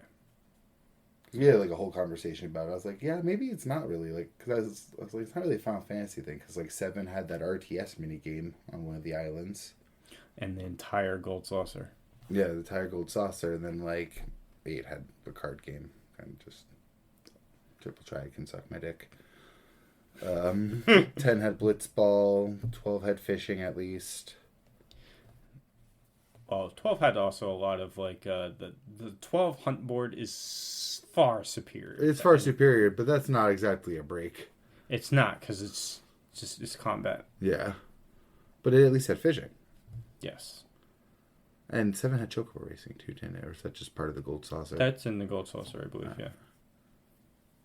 And 13 had nothing. 13 had none. 13 was the death of... 15 had fishing. And that's about woo. it. Well, you said he loves fishing. Yeah, he does love fishing. That's a woo for him. It's a no for me, Doc. I got that trophy in 15, though. Ugh. I don't fish in games that aren't Stardew Valley. I fish as much as needed in Monster Hunter just to get the few things early game, and then once you unlock things, once you have enough bio marijuana, you're good. Yeah, or once I get enough of like the cat farm leveled up to that where it gives you all your fish. They can do it for me. Yeah. Yeah, I'm not a huge fishing. Big Sam. No thanks. In 14 to do it, I'll start fishing. And I'll go on my phone because the controller vibrates when you get a bite. So you just press a button when your controller vibrates. And then press another one. And a few seconds later, because the vibrate, you have the animation of it. Wind in, you catch the fish, and then you press another one reel. You don't even need to look on the TV. So I'm just on my phone doing something else while fishing. But I fished a level.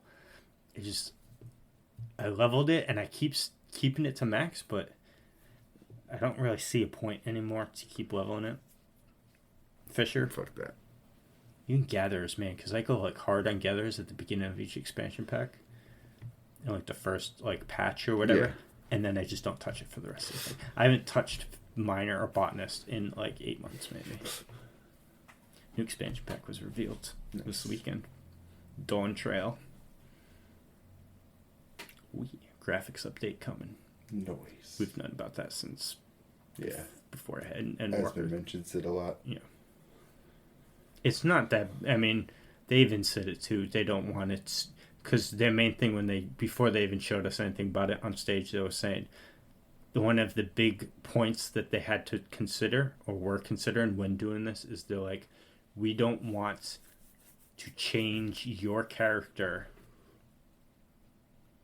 like at all, because we don't want you to load in that day and then your character is not what you had your character previously. It's like, ooh, that's not what I wanted my character to be, because they're not, so far as I know, they're not changing, they haven't added anything new to character customization. So your character is going to be your character. I mean, you can change it to something else, but that means you'd lose what your character looked like. So it's more like textures. The hair textures are way better. The eyes look way better. Skin tones and stuff, but that can be changed too. But that kind of stuff, like environmental textures, is where it's at. I'll show you some screenshots later, but nice. That was looking good. I'm like, ooh, pretty. I mean, the game already looks pretty good. But it's just gonna look better. But I mean, it was just the first fan Look fest. at it, yeah. There's very little information they gave us. We just know where we're going. We're going to the New World. Basically Brazil. That's what it looks like. I was like, cool. Dope. Two new classes, Amelia and a caster. Nice. Everyone seems to be on board with the idea of like a pirate or a corsair is the job. That'd be cool. I'd be down for pirate. It shares gear with ninja. Because I was about to say, because pirate is an established class too, so. Well, because Yoshi always wears the shirts. He wore a Teenage Mutant Ninja Turtle shirt, which is like, what?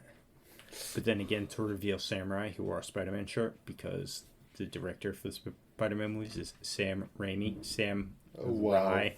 Wow. That was the link for Samurai.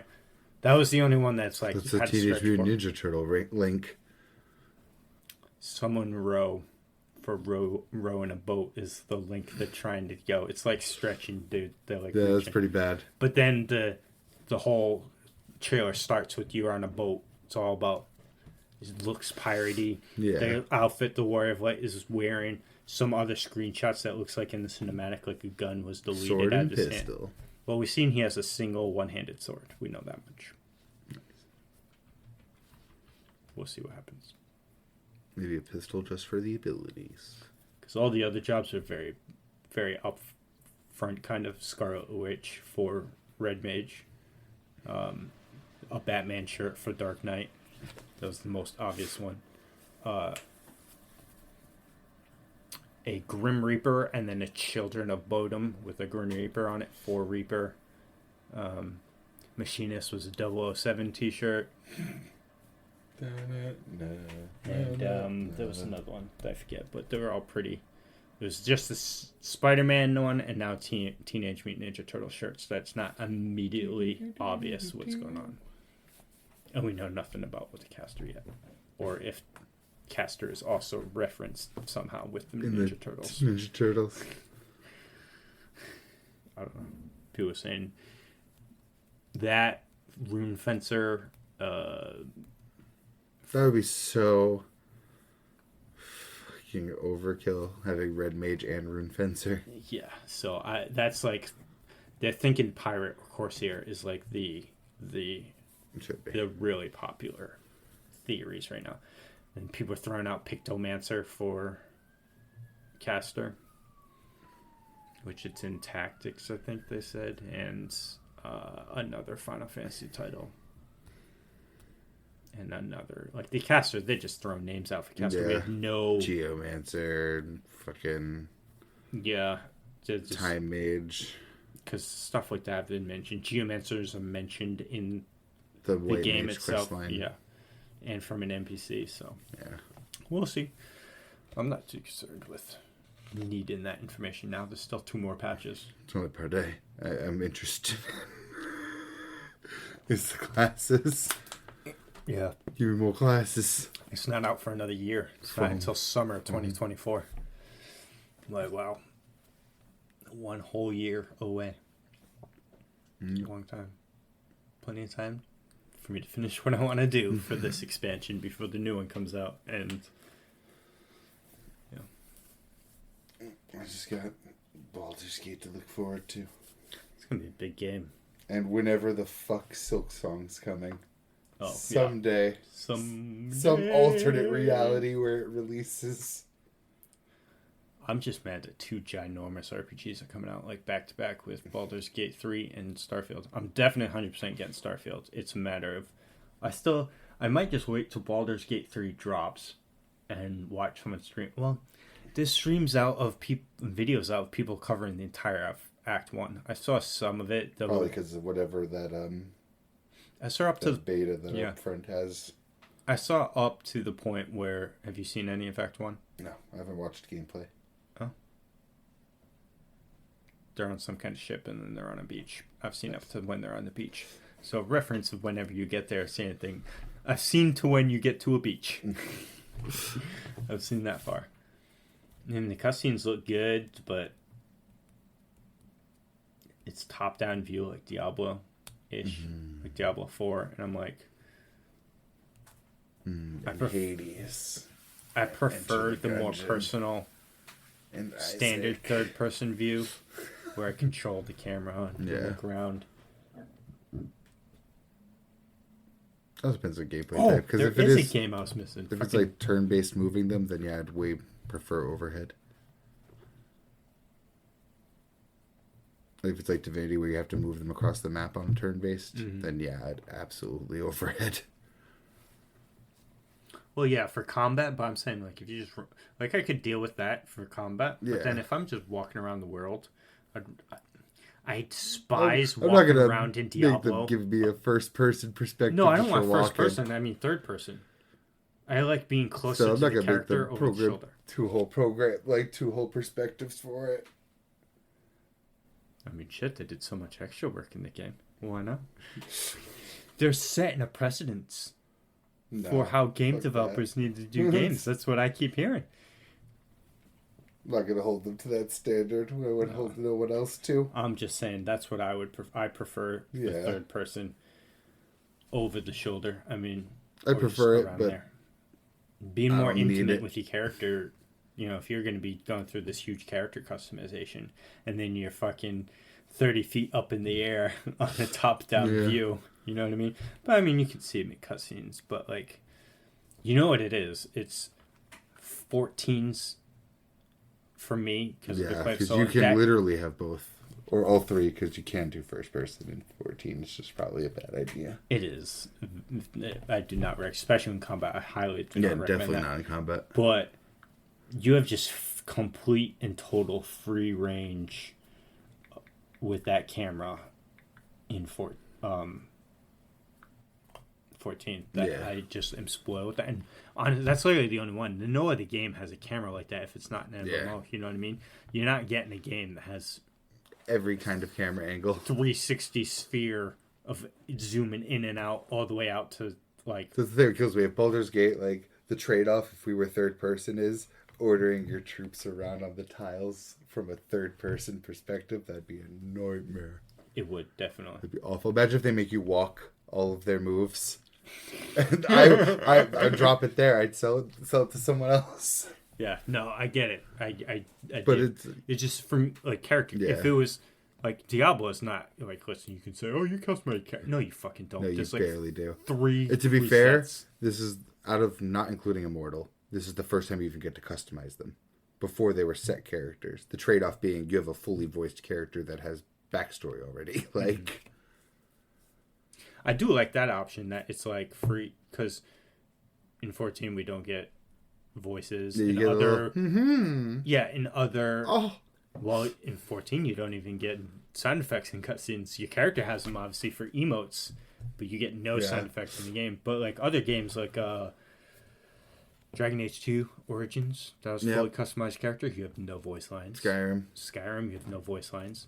But I like that. Okay, you're a female sorcerer. This is the voice character for a female sorcerer. You're a male druid. This is your voice actor for that. Female sorcerer in Diablo 3, Azula's voice actor. Oh, nice. I realized at one point where I was like, I don't have mana. I was like, that's fucking Azula's voice. I love that. The other game, I just added it to my list. I keep forgetting the new Dragon Age. Yes. Which I won't be playing. I didn't watch the leaks, which everyone complained about.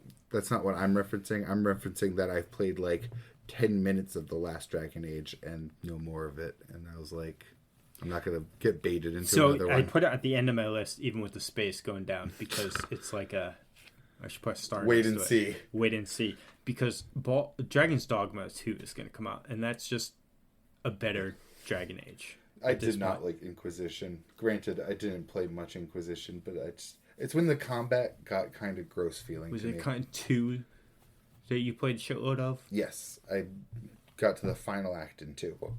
And I still liked the combat back then, and nothing changed combat-wise between that and Inquisition.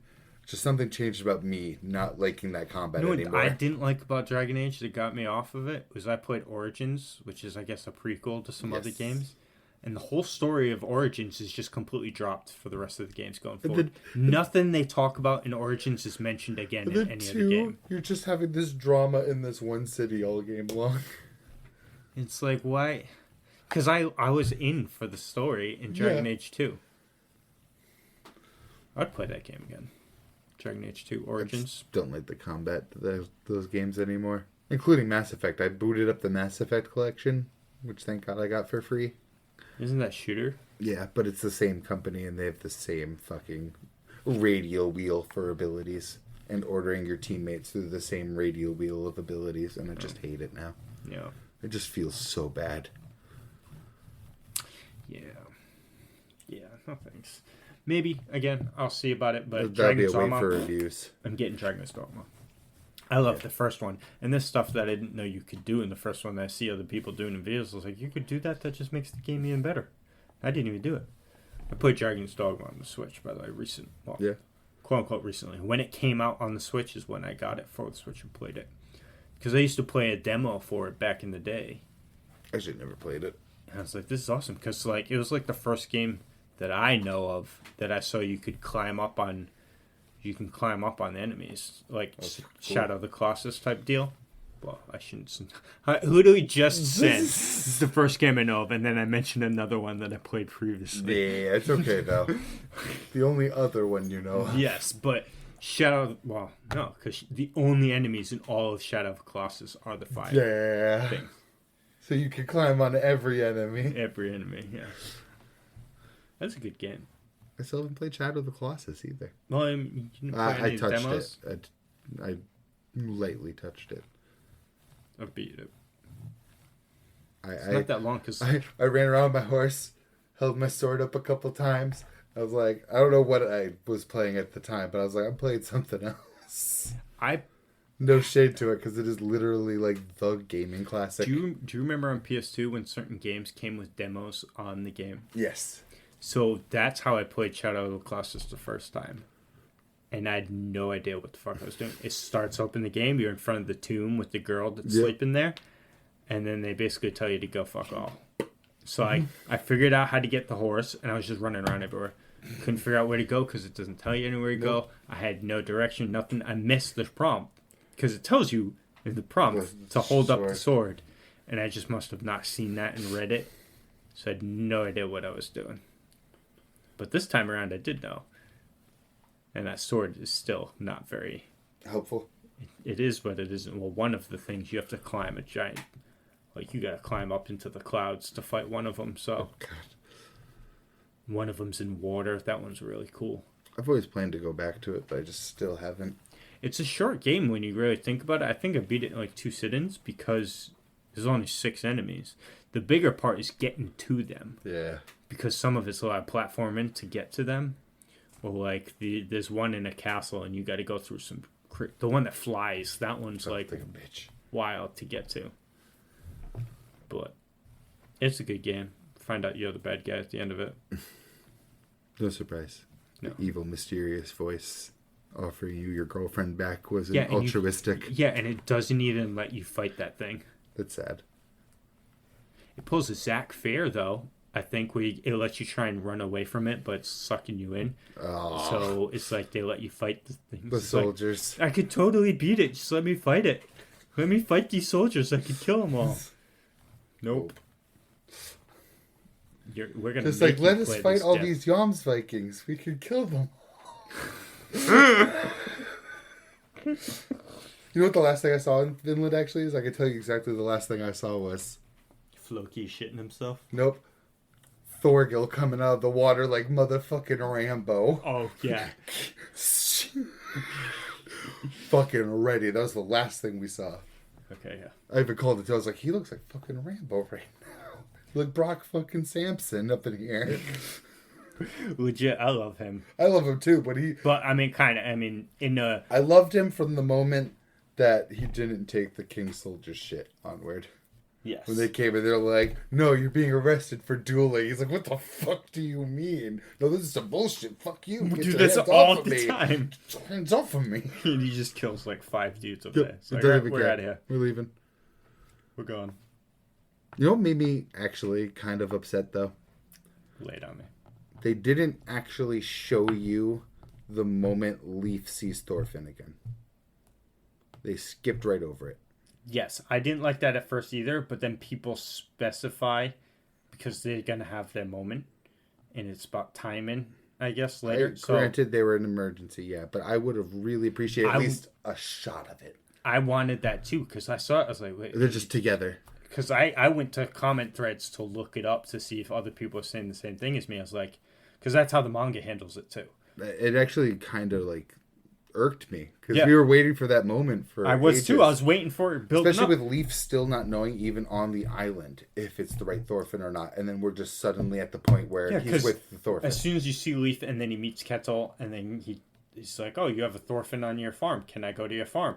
Yes, and if it's your Thorfinn you can go him. And then they get there and I'm like, oh shit, like what's gonna happen now that the Canute's going there and all this and shit's happening with him Kettle. Trying to go see Thorfinn and the guard stopping him. He's like, look, I just want to confirm it's my Thorfinn. So he still didn't know. Yeah. Oh. So, like, he still needed to see that it was Thorfinn at that point, and we were robbed of him having the confirmation. I don't even need them to have their first conversation even. I just wanted the moment when Leaf turns the corner and sees it's Thorfinn. Yep. That's all I wanted.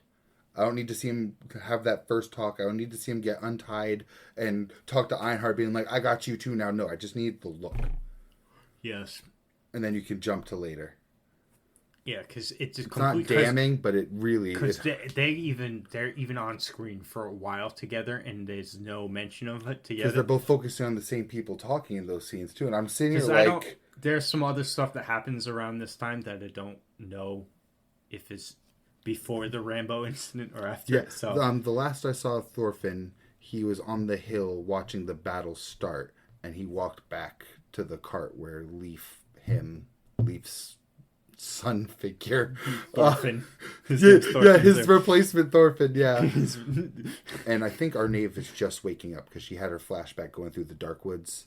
And tell me you did not love her husband. I didn't. The crazy dude? Yeah, I fucking love that guy. I think they spent way too much time doing 8 billion death flashbacks for him. That felt like they all stopped and started again. I loved it. I actually was getting really annoyed with that, to be really honest with you. It really felt like 8 death flashbacks. I'm sad because I love... What's his name? Starting with a G. Garthur, yeah. I liked him until I got 8 death flashbacks. That really was what irked me, too. It felt like ages. And a lot of it's justified. A lot of it's right. I just wish there was like half of it. I get that's like a really heartless thing to say. Well, for the Leaf thing, but too. But Askeladd got like half a scene, and then a season later he got a scene with some of his death. Garthur gets like an entire episode of fucking death flashbacks. Part of me feels like, though, we're going to be getting Askeladd stuff through the rest of the series. I'm hoping. I am. Just like each time there's something. Because I think that's so... The way Askeladd like pulled up on him being like, oh, you're going to use violence again? Yeah, because honestly... Snake? Even though Thorfinn hates Askeladd so much, it's like Askeladd's the father figure in his life. Yeah. After Thor's dies. He even kind of knows. He even kind of starts like admitting it himself, being like, I don't actually hate him anymore. Yeah. Because he has... And Einhard even tells him, too, is like, you need to figure out what you feel then about it. But yeah, that really soured me on a character I did kind of like. There's just so much over the same kind of like, I get it was all tying it into the themes of the show, but it started feeling really heavy-handed to me. Yeah, I'd say you got 4, 5 max episodes left. Good. Well, not good like that. No, I get what you're saying. I was coming off the back of complaining about Garther, so that came out of my mouth. Because I am enjoying it. You know, Einhar still hasn't grown on me. He has, in a sense. I do like him more than relative to the beginning of the series, but now I just call him the super simp. It's crazy how much this man be simping. Fucking Arnave wakes up, man goes, "You're up!" She's fucking hurt in the bed, beat by Kettle, and Thorfinn has to actually tell Einhar, "Don't touch her." Like, he's just the Lord Simp, king of the simps. True, but I still like him as a character. I don't know. I like him. Couldn't even tell you what it is. I just, he's cool. I don't think he's like. I like oh my god, post time skip, not near Arnave, Einhar. Oh, okay. There's finally a part I like of him though. There you go. Something. He still, I will say, he still has that taste of audience insert in my mouth, just a little bit. So not complete loathing towards him. Yeah, it's just the way he seems to like.